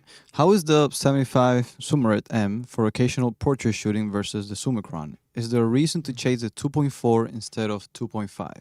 Okay.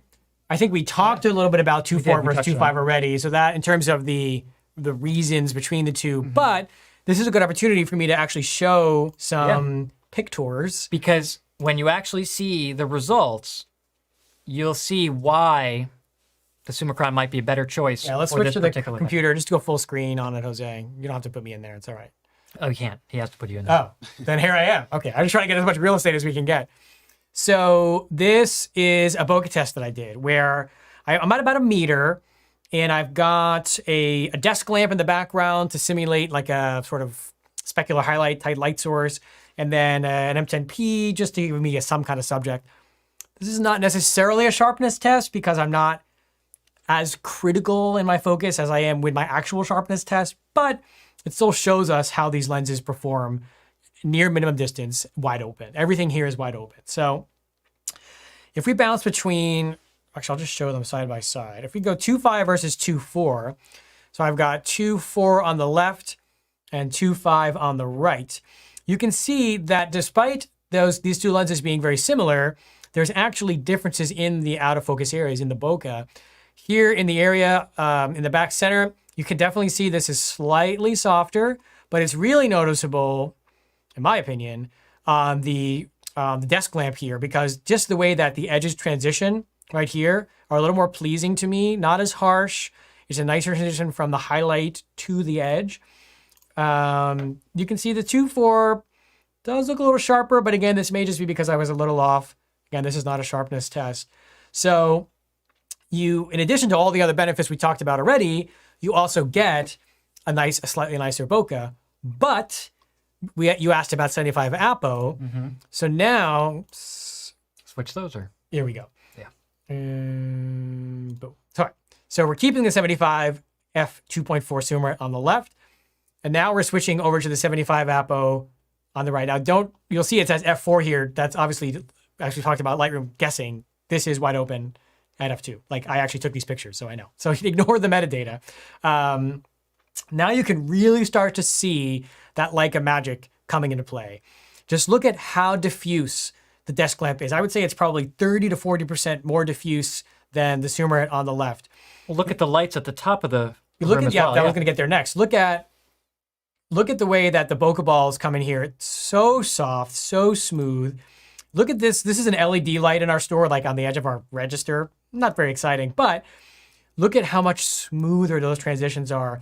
Look at how less identifiable shapes are and how much magic there is. I mean, everything about the F2 just like falls, it melts away. Even if you just look at the difference between the top plate and the lens, obviously the lens is like, what is that?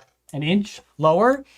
Look at how quickly that focus falls off between the Summeret here on the left and the Summicron here on the right. It just is this incredibly super fast, super satisfying transition from in focus to out of focus. You can see I left a fingerprint on here. Interesting.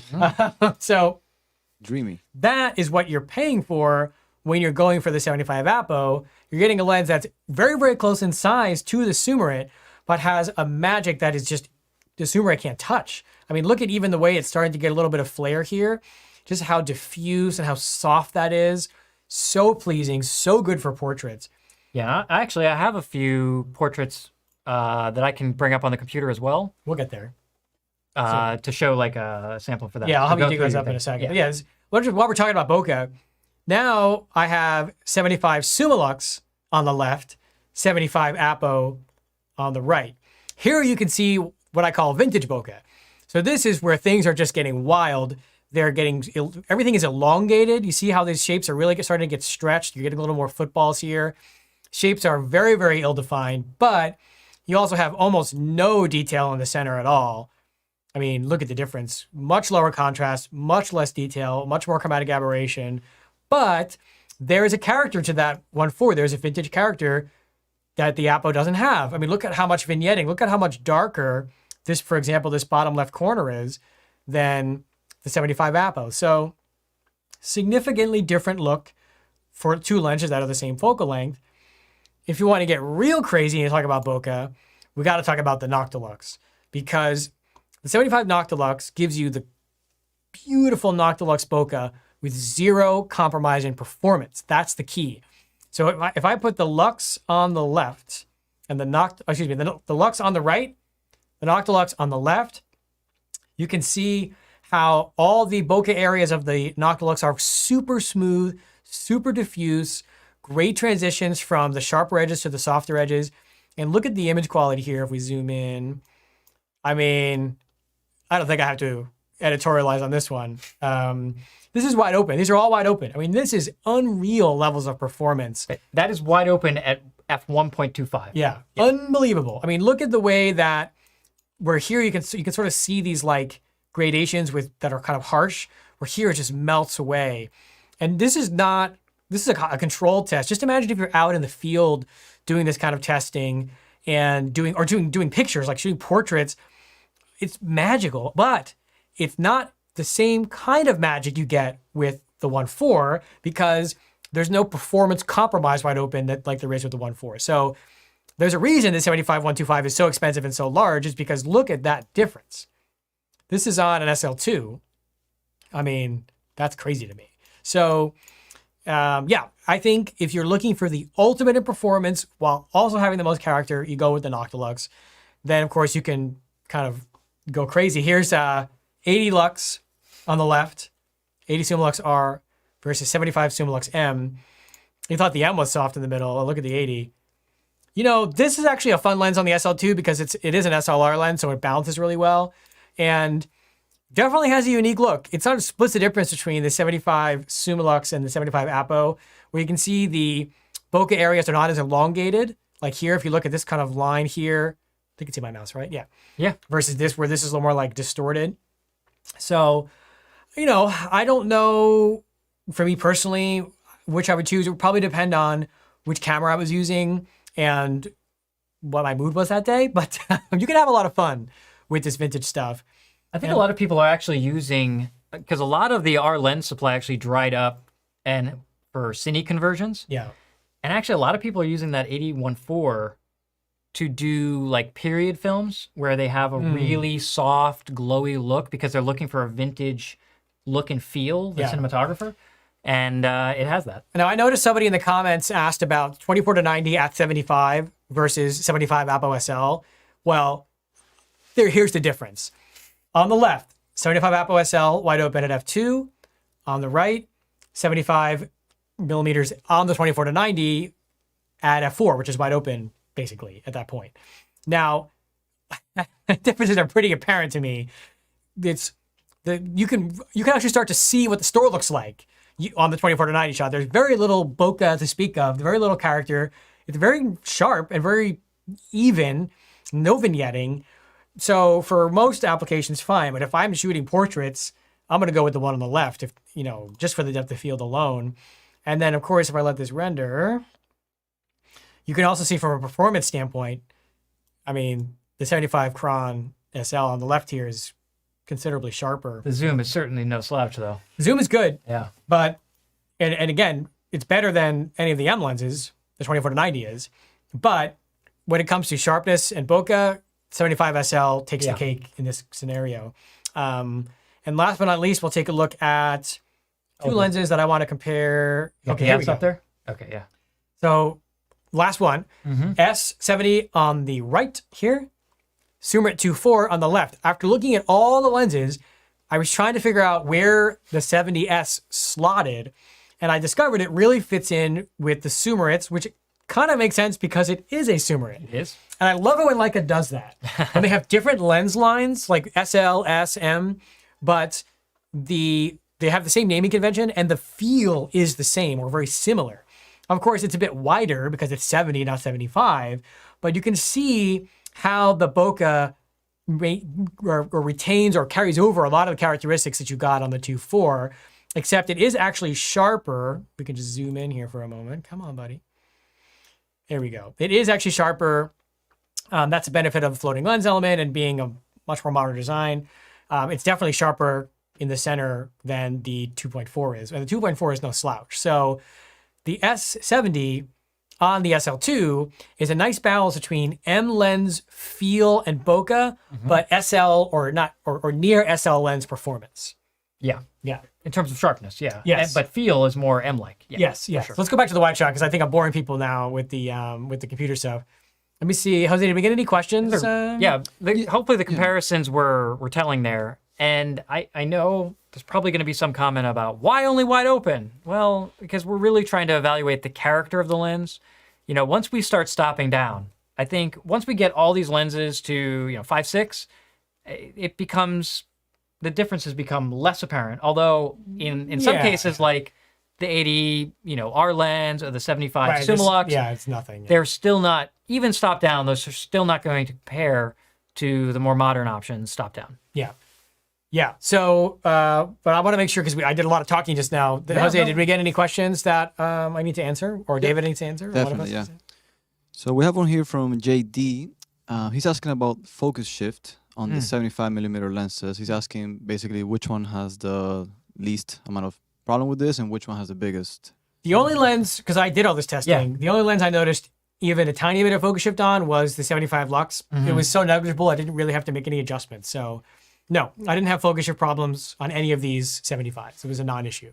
And I'd say the least, if that was even an issue, the least would be the 75 SL, because it's an autofocus lens. So there's an autofocus lens with live view, and and then probably the S as well, because these are also calibrated to counteract any kind of aperture-related focus shift.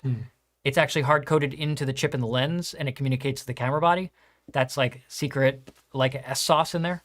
But by and large, this focal length doesn't really exhibit focus shift on any of these, really. Yeah. And some of them, like the Apo M, has a floating lens element design, and it's designed to counteract that, similar to what we saw in the 35 FLE. We're getting late. We should do some live shooting. You want to do some live shooting? I want to start with the 75 Lux, because I think that's a lens that a lot of people haven't seen in terms of how it actually in the wild performs in the wild. Yeah. Yeah. While you're doing that, I'm just gonna look at the very last question here. Can I comment on the better separation feature of 90 cron to the close focusing advantage of the 75 cron? Well, the 75 cron is definitely sharper than the 90 cron, and if you're doing a headshot, you get more of the head in the frame, a larger, like taking up the whole frame with the 75 at minimum than you do with the 90, but you get more compression with the 90. So depending on what your creative objectives are, it's going to, and your technical requirements, it's going to dictate your choice. But if the only thing you care about is the most amount of compression, then go with the 90. That's obviously. But a 75 gives you flexibility that the 90 doesn't, for all the reasons David spoke about at the top of the show. So. And like we said also back then, if you're shooting on the SL2, you have the benefit of 47 megapixels in single shot or 187 megapixels in multi-shot if you need to crop in. You should also check out, at some point, our telephoto M lens episode, where we talked a lot about, we went through the whole range of telephoto, but we did talk a lot about 75 versus 90. So now I should bring up, I just want to show, as a 6-bit coded lens, I don't know if you can see that. Can Jose get a shot of that? 1 second. You're asking for a lot now. I am asking for a lot because it's on your side, but okay. Let's see. Let's see. We're testing Jose here. We got this. We got this. There it is. Ooh, nice. Wow, that actually was super easy. Good job, Jose. So as soon as I turn the camera on with the 75-1.4 mounted, you can see that because, let me do it again. Because it's 6-bit coded and we're using the Leica adapter, No, now it doesn't. It's only when you Right. dismount it. If the camera's, I'm gonna the dismount. camera's smart. Look, that was a cool little like. That was okay. That was cool. And now I'm going to select that. Yes. Okay. That's all. Okay. Now. This is the Sure tabletop tripod, Jeffrey. Yeah, you can see the setup here. We've got a tabletop tripod, and because people have asked me about this setup last time, I am using a Really Right Stuff L bracket. It's not actually a holder for these particular cables. They're actually just kind of in there. So I've got an HDMI and a USB-C to keep it charged. This is actually going to our streaming computer, to the capture card. So we are capturing a 4K video feed in live view, in photo mode, actually, not video. Sweet. I love that silver adapter on there. Look how cool that is, people. I just want to make sure everyone sees how awesome it looks with the silver M adapter L. So here we go. You want to go to live view? The autofocus isn't working. You don't want it. You don't want it enough. Okay, so there, yep. So that's about as sharp as it gets. No, I'm teasing. All right. Not by much, though. But I do actually like, I think it is telling to see at infinity, so we can pull focus and you can kind of see how that range works. And even without me magnifying, which I'm going to do just to nail critical focus. So there we go. And actually that is at f2. So I was going to say that looks especially sharp for one. Yeah, so that's at 1.4. And look, we can see that there's a little bit of that lateral chromatic aberration going to the green and now the magenta. Okay, you can see it in the highlight of the eye there. So green to magenta. That's pretty typical. You'd see the same thing on the F1 Noctilux. I also want to show here, let's say these, the flowers. Well, let me actually move the camera. And this is where it can kind of get interesting. You get, that's that classic glow that we talked about. The Mandler glow. The Mandler glow. Yes. That's I'm not quite in the shot. That's You go, kind of what we're talking about when we're talking about this vintage look, because none of the modern lenses are going to have that kind of appearance. Even when we throw the Noctilux on there, you'll see it doesn't have that kind of amorphous kind of vintage look. We should go to the Noctilux from the 75. Oh, from here, yeah. Yeah, that would be fun. All right, so just want to show here as we're let's do our bear, get the eye sharp. Sharp enough. Okay, there we go. And that's it. So we'll take a look at this. Jose, you want to pop this to full screen? There we go. I mean, it's, in real use, it's really not that bad. I'm just saying. I'm giving it the benefit of the it's doubt super here. fun. I mean, there's no other 75 that looks like this. Right. That Leica makes. I'll tell you that. It's dreamy. That's the word. It's dreamy. There we go. It is dreamy. It's dreamy. All right. All right. So that's that. Let's go to the Noctilux while I answer And I am going to just, because people are going to ask. Oh, okay. As I stop it down, here's f2. Here's 2.8. Look how quickly you get the. You start seeing the aperture blades on the lights. Yeah, let me zoom in on that so you can see it. Yeah, that's one of the downsides of this lens. There you go. So the aperture blades, when you stop down, Go wide open and then start a real one, go. Yeah, almost immediately you start Right to see there. them. Yeah. and they're kind of that angly appearance. Yeah. Which is, another vintage characteristic. That's all. Yeah, they don't really get to stars very well.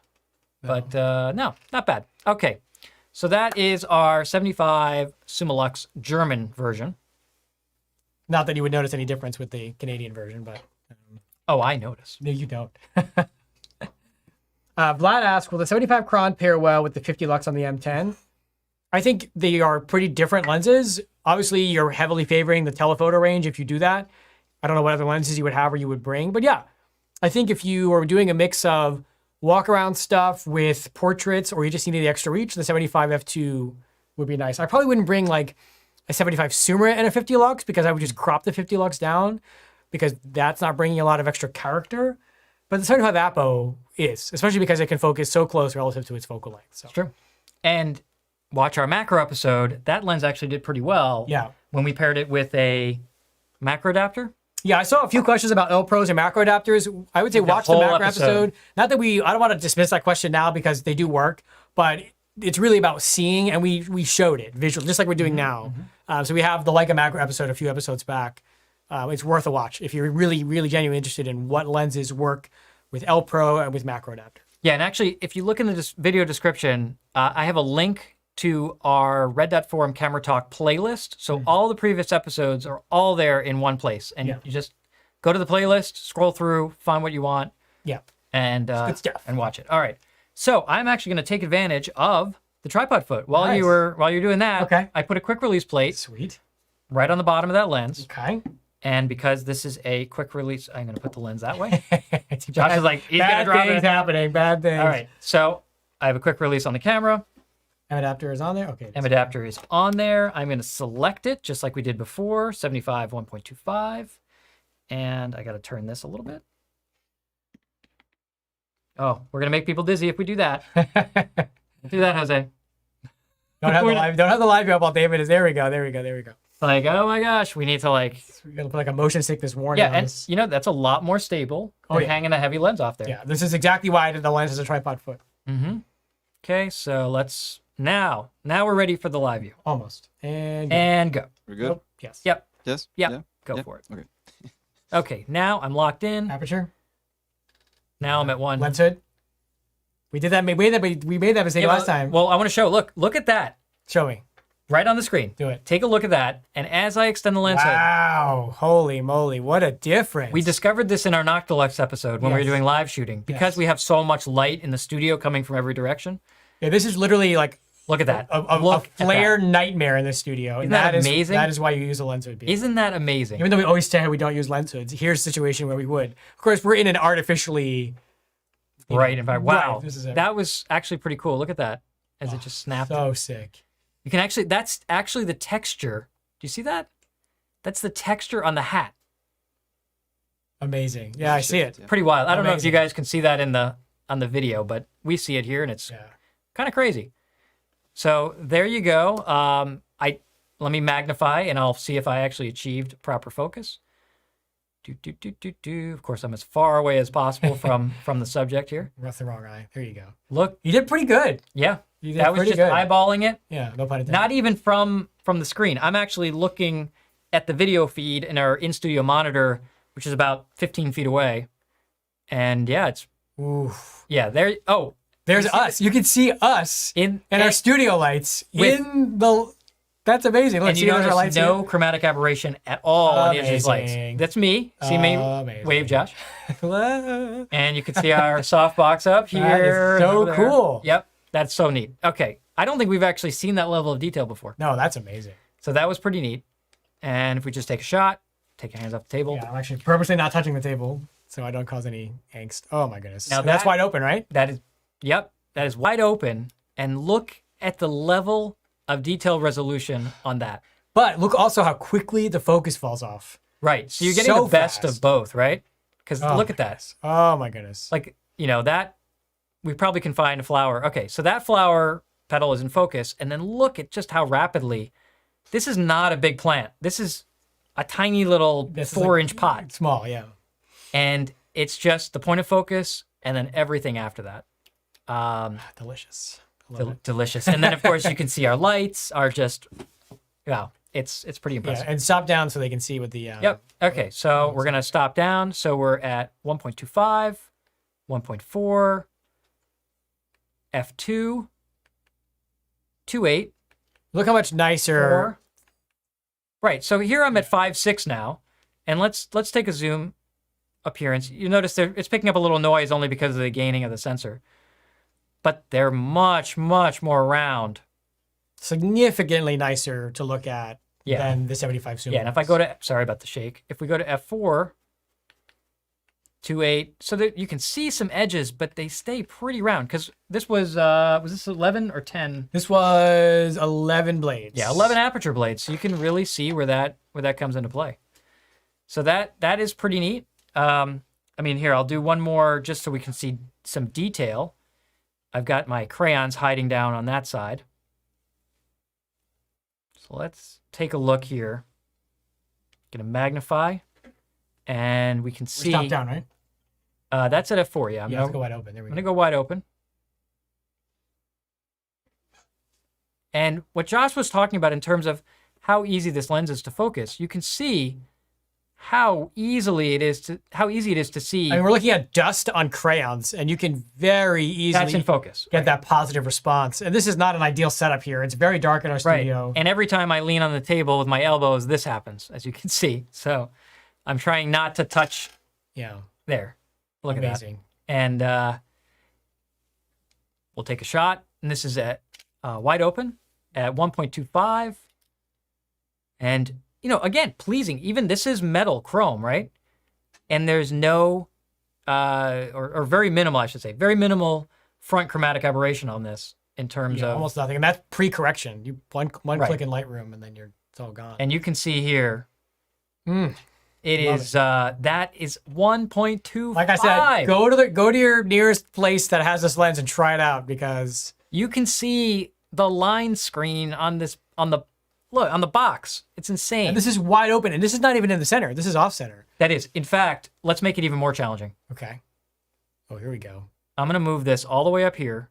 We're going to put the crayons all the way in the lower left. Ready? Mhm. Okay. I gotta refocus. Okay, here. So I'm going to pull that up. And We're you'll still see wide open, right? we are still wide open. Okay, good. Okay.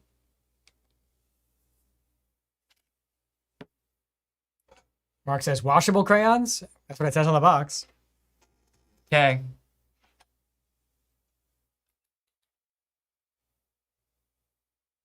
Here we go. So this is now the corner of the frame. What do we think of that? Well, this right here is what you're paying for. Well, you're paying for a couple things, but what you're seeing is a level of performance at the corner of the lens at an aperture that doesn't exist for the most part, that many lenses struggle to get at or near the center. So when I say the 75 Noctilux is a lens where you're not really making compromises, this is what I'm talking about. Is you have all the fun and character of a Noctilux with all the performance of an Apo, or nearly the performance of an Apo SL. There's really nothing in Leica's portfolio that does all of those things. And if you're doing portraits, close-ups, I mean, I did a whole car show with this lens on the 601 even. There's so much flexibility here because, of course, Oh, come back to the main shot. you can stop down and you can get that crazy Apo level performance like you get with the 75 Apo SL, or you can go wide open and get that absolute magic. It's really, I don't know, like it's just perfect. I mean, you're getting what you're paying for here. Yeah.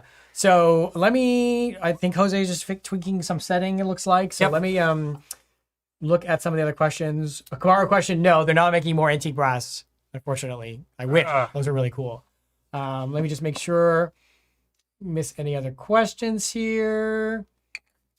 Two people asked about removing the 70 or the 50 frame lines from an M camera so you only see 75.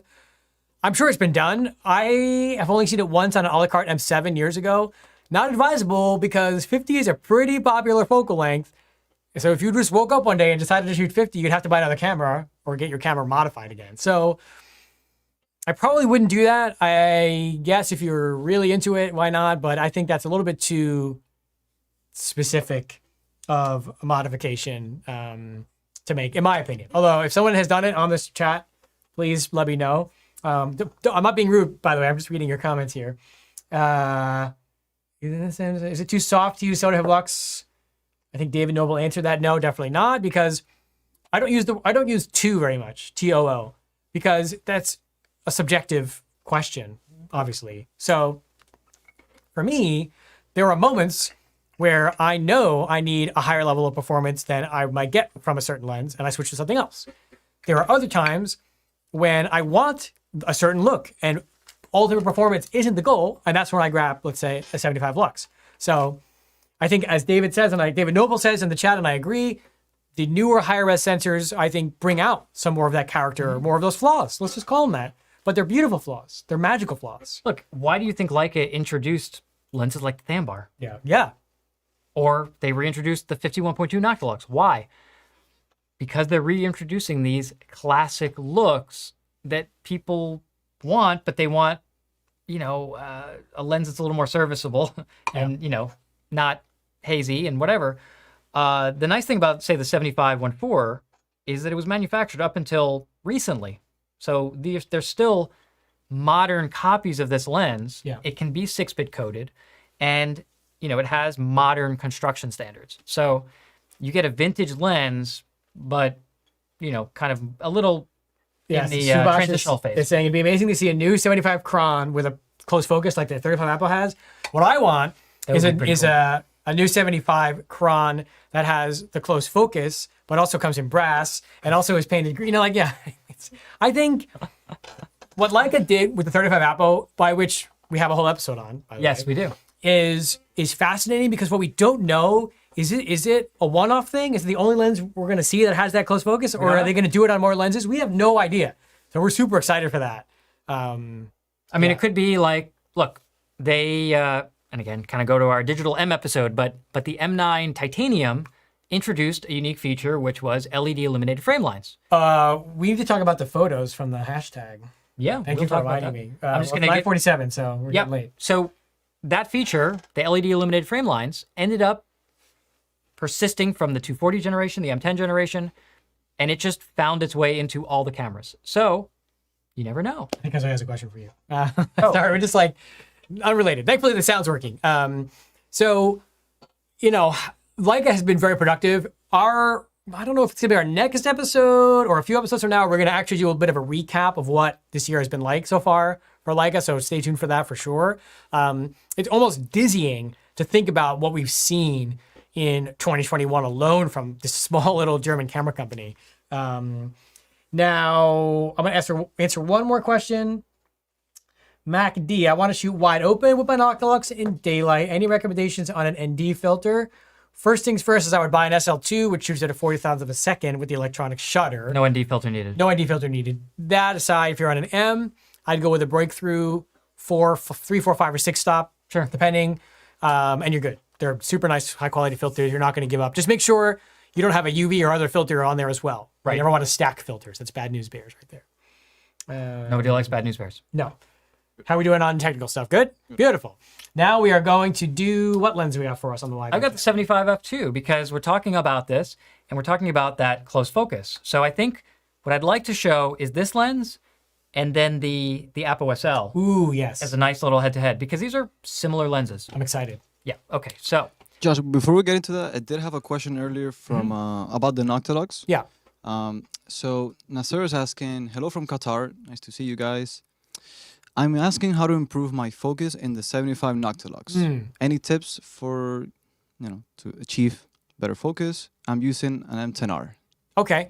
I would say what I would recommend is you first want to get used to what does that lens look like when it's in focus. That sounds weird, but tripod, VisiFlex or live view, and just take some shots with the rangefinder, take some shots with live view, don't look at them, don't cross-reference them, and then pull them in the Lightroom and start studying the images, because the more you get a feel for how the lens works and where the point of focus is, the better. I do think that on the M10R, the VisiFlex is very handy with the 75 SL, but you can, and I often do, focus with the rangefinder. Calibration is key, and using live view to cross-reference that is helpful.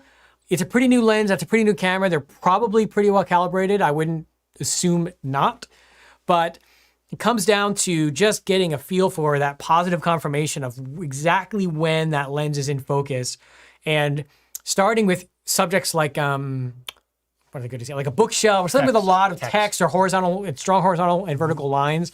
For example, in my office, when I'm doing rangefinder camera testing, like for trade-ins, like testing to make sure it's calibrated, I have just a big sign that I use, like black text on a white background, and I always use the 75 Noctilux because that's going to show miscalibration most easily because it's such a tight tolerance lens. It's our internal reference. Yes.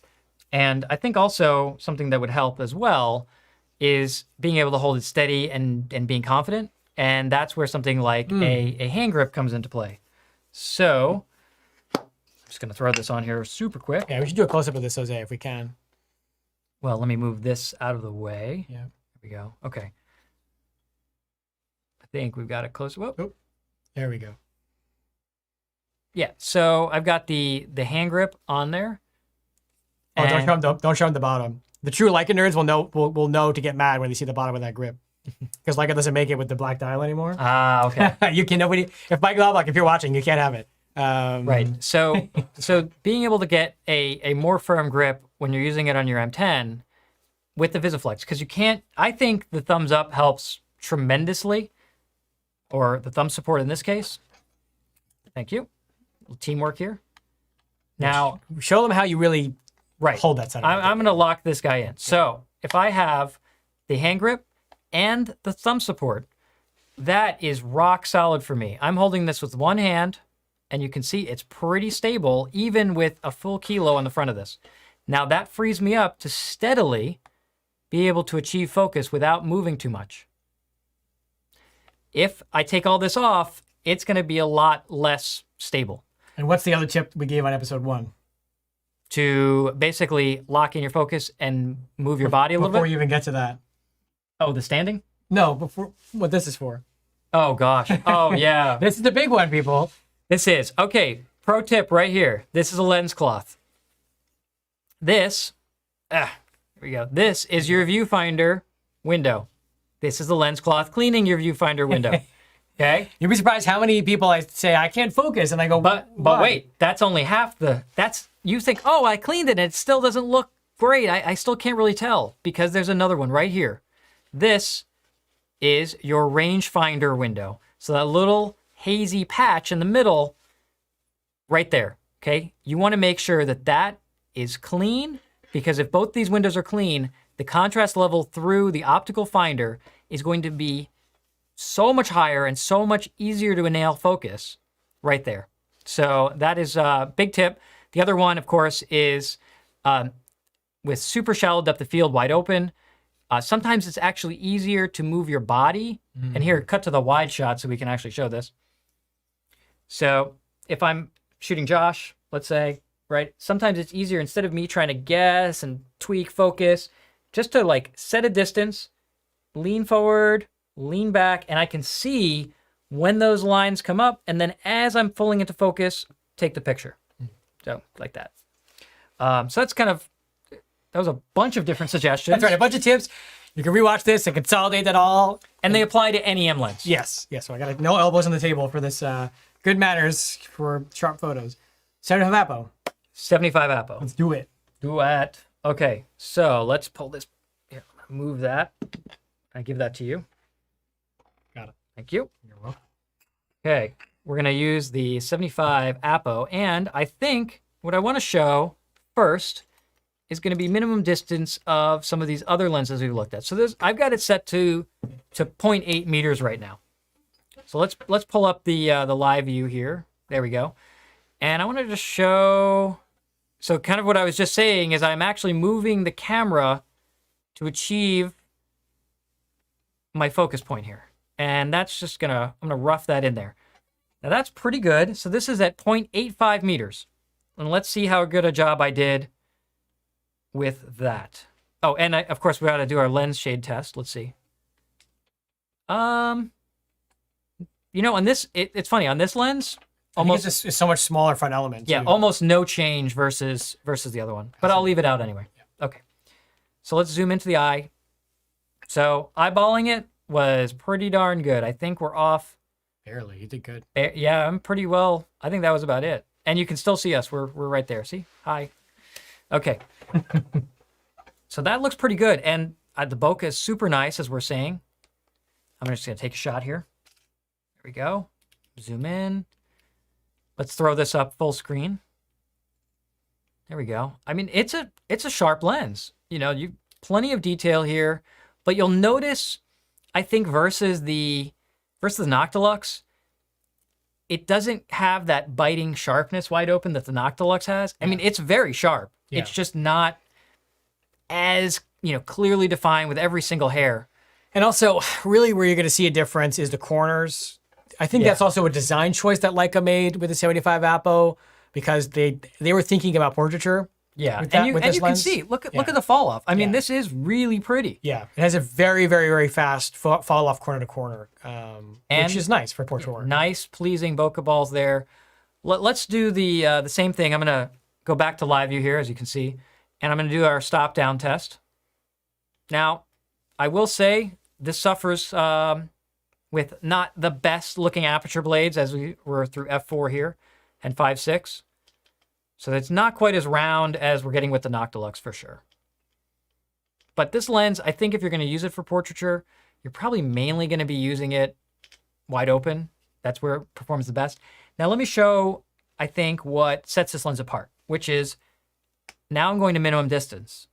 Now look what that did to the out of focus elements. Just from 0.8, let me make sure I'm at the right point here. Okay, at 0.8 to 0.7, look at those bokeh balls. I mean, it is pretty dramatic. And this is what Josh was saying. That difference of 0.9 to 0.7 is huge. Now, it's going to be even more pronounced. Can you actually reach? Oh, you got this. Yeah, I can reach. Yeah. As we get closer to our subject, and I'm just going to back up a little bit. Okay. And there we go. So now, when we're talking about portraiture and a headshot, we're really tight in. Now, probably you'd want to be vertical on this if you're shooting a person, but this gives you an idea. And we're really sharp, but look at the fall off. For instance, let me zoom in so you can see. So again, there we are again. I just eyeballed that. I didn't even zoom in, and you can see it's so crisp at the point of focus that we're able to get sharp Elbows. focus here. Yep, I know, elbows on I'm the table. trying to gotta remember it. But look at this. This is the ear. So there's the eye. And as we get to the Knopf and Ohr, the button in the ear here, the tag, you can't even read it. It's completely gone. And that's only about 2 inches. If not It less. is. Yeah, it's only about 2 inches. And if we look, let me do a flower one here, similar.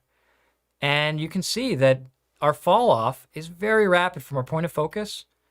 That's there, and there's full frame. It's just very pretty in terms of how this lens renders for actual real life portraiture work. And you see it snaps into focus really quickly. The action on it is very fast. So I do think this is a lot easier lens to use than generally any 90. Yeah. I think we Apple should SL? show the Apple SL Yep. and then show the pictures. Sure. Cool? Yeah, we don't have have too many pictures to show. Yeah. So Yeah, we do, but we do owe it to them to show the pictures. So we're gonna do it. that was a very snug fitting adapter. Yeah. You're right there. What adapter do I need for this, Josh? You don't need one. But wait, there's less. But wait, it's a native mount. There we go. There we go. All Okay. right. 75 Apo SL. Is it the first time that we put a native SL lens on this camera in the studio? It feels like, at least today it is, yeah. Oh, wait, it's not asking me what lens I mounted. That's right. Because All it right. knows. We're such dorks. Let's go. Okay, so here, let's pull this up. Now, of course, elbows again. Oh, All right. elbows. Okay. Now, here, I just push on the back, but oh, look at that, it's autofocus. Magic. Yay, it's magic. You can't even see my hand, right? But I can remember what we're talking about with that 0.5 meter minimum distance. There we go. And I think there is a big plus for this lens because I don't even know if that's minimum. Let me see. That's minimum distance. You can go even closer. I can go even closer. Wow. I'm running out of room on the table. There you go. Okay. What a difference. That's not magnified. That's full frame. So you can see that magnification ratio when we're able to focus down to 0.5 meter. And because of that, even though some of the other lenses might have a faster focus fall off and smoother bokeh, here, because we're so close to our subject, we're able to push those out of focus elements even further away. So it's pretty nice. And let's just reconfirm focus here, and I'm going to take a shot. Oh, I'm sorry. That's it. Wow, actually, I'm getting that bokeh at 7.1. Let's shoot that wide open. Yeah, that was a pretty long shutter speed. That was a long shutter speed. And What focus mode are you in? whoop, the Rhine one. You know, yeah. There we go. There you go. You can see the light flashing. Okay, so this is wide open. No trickery involved. And you can see us in there. Very, very, very, very, very sharp. And Look here, at the hairs. Like over the eye right there in the corner. Oh, unreal. The performance of this thing. Yeah. So this is definitely out resolving anything else, but look at the fall off. It's Very just pleasing, gone. I mean, there's nothing there. yeah. At half a meter, depth of field is in millimeters at this point. Yeah. And wide open. Anyway. Yeah. Yeah. Look at that. So, this is really what happens when you transition from I like that. a rangefinder lens that has its own restrictions to an SL native lens, which doesn't have any of those restrictions. It can focus much closer. Right. A huge benefit. So we're getting late. So why don't we show the images? How can I get to them, David? So if I can, don't switch over the screen just yet. Yeah, we're gonna pull up. So we did a themed hashtag for this episode so that you guys could share images with us that you've shot with 75. We've not tried this before, so this is just a new fun thing. First one. Yeah. So give us a second. Josh, you want to answer a couple of questions? Well, I would love to, Jose. Right. Okay, so these are a couple submitted. All right, so why don't we just do these first? There's only a few shots. Yep. Sure. We're gonna just do this. There we go. Oh, can I make this not white? Probably not. Oh, and it's moving automatically? How do we change that? You cannot. Apparently I can. Just don't do a slideshow. No? Well, the slideshow's fine. You can see we haven't tested this at all. We just got a link while we're doing this. Thank you, Kirsten. Thank you. Putting Anyway, this together. we'll do it on white. Just Okay, go to Jose. the screen, Jose. So These are images shared using our Instagram hashtag. Is it not going now? Okay. Oh, wait. Now you broke it. I did. Let's try that again. Well, okay. Here we go. So you can see we're giving credit on the bottom left there. Now, we only got a few images. So in the future, take advantage of this because we're showing your pictures on air. Oh, I see. It ends when there's the last one Okay. goes up. That makes, there we go. So thank All you right. for the few people that did share. And Jose, you can go back to us. Thank you. Let's do a few more questions and then we'll call it a day. Sure. So you guys did mention that the 75 Summilux derived from the 50 Noctilux and the 75 Cron from the 50 Summilux. Did the 75 Noctilux derive from the 50 Noctilux? No. No, not Totally even new close. design. Yeah. Totally new design. 75 Noctilux was from the ground up. Yeah. It's A game changer. a game changer. Next. All right. One second. 75 or 90? You guys kind of touch on this, but for portraits, what do you think is Oh, the... that's what I wanted to show. Well, you can answer this, and I'm just gonna Yeah, I think again, it does depend. It depends on the it kind always of depends. Well, it depends on the kind of portraits you want to do, the amount of the person you're planning on showing, how big your portrait space is. If you're in a tight portrait studio and you want to do like half body or full body, 90 is probably going to be too long. If you're going to be doing like walk around street style portraits, I think the 75 is probably better for that, just because it's an easier lens to handhold and wield in a speedy situation. If you're doing wide open, highly controlled, super close headshots, probably a 90. But there's no right answer to that because obviously it's a creative choice, but hopefully that gives some guidance. All right. I have some images here. I'm just going to maybe jump around to a couple of these. So I want to just throw up the screen with me. So, here's kind of I'll just, okay, show that. So You can't make it black. It's not going to work. I feel like I can. All right, I can't. What about that one? What's that one? Up there, the three dots. Settings? Wait, there was a settings. No, it's okay. Oh, All right. Anyway, it you're would not look gonna so leave much the better studio. on. It would look so much better on black. That's all right. But this is it's very flare resistant. You can shoot it right into light. So for a softer looking portrait, I think this is, it's a great lens. This is not even crazy modern camera. This is an M240 shot with the 75 f2. This whole portrait session. Here's another one. We're kind of purposely trying to get a little bit of pleasing flare. And you can see here it has and this is not post-processed. This is just basically, as it's shot, as it, into the sun. Same subject. And sorry, these are sort of like raw, kind of all, not raw, but they're all kind of together. Now this is the same subject, just turned a slightly different direction from the sun. So you can see when it has higher contrast lighting, it's definitely a higher contrast look.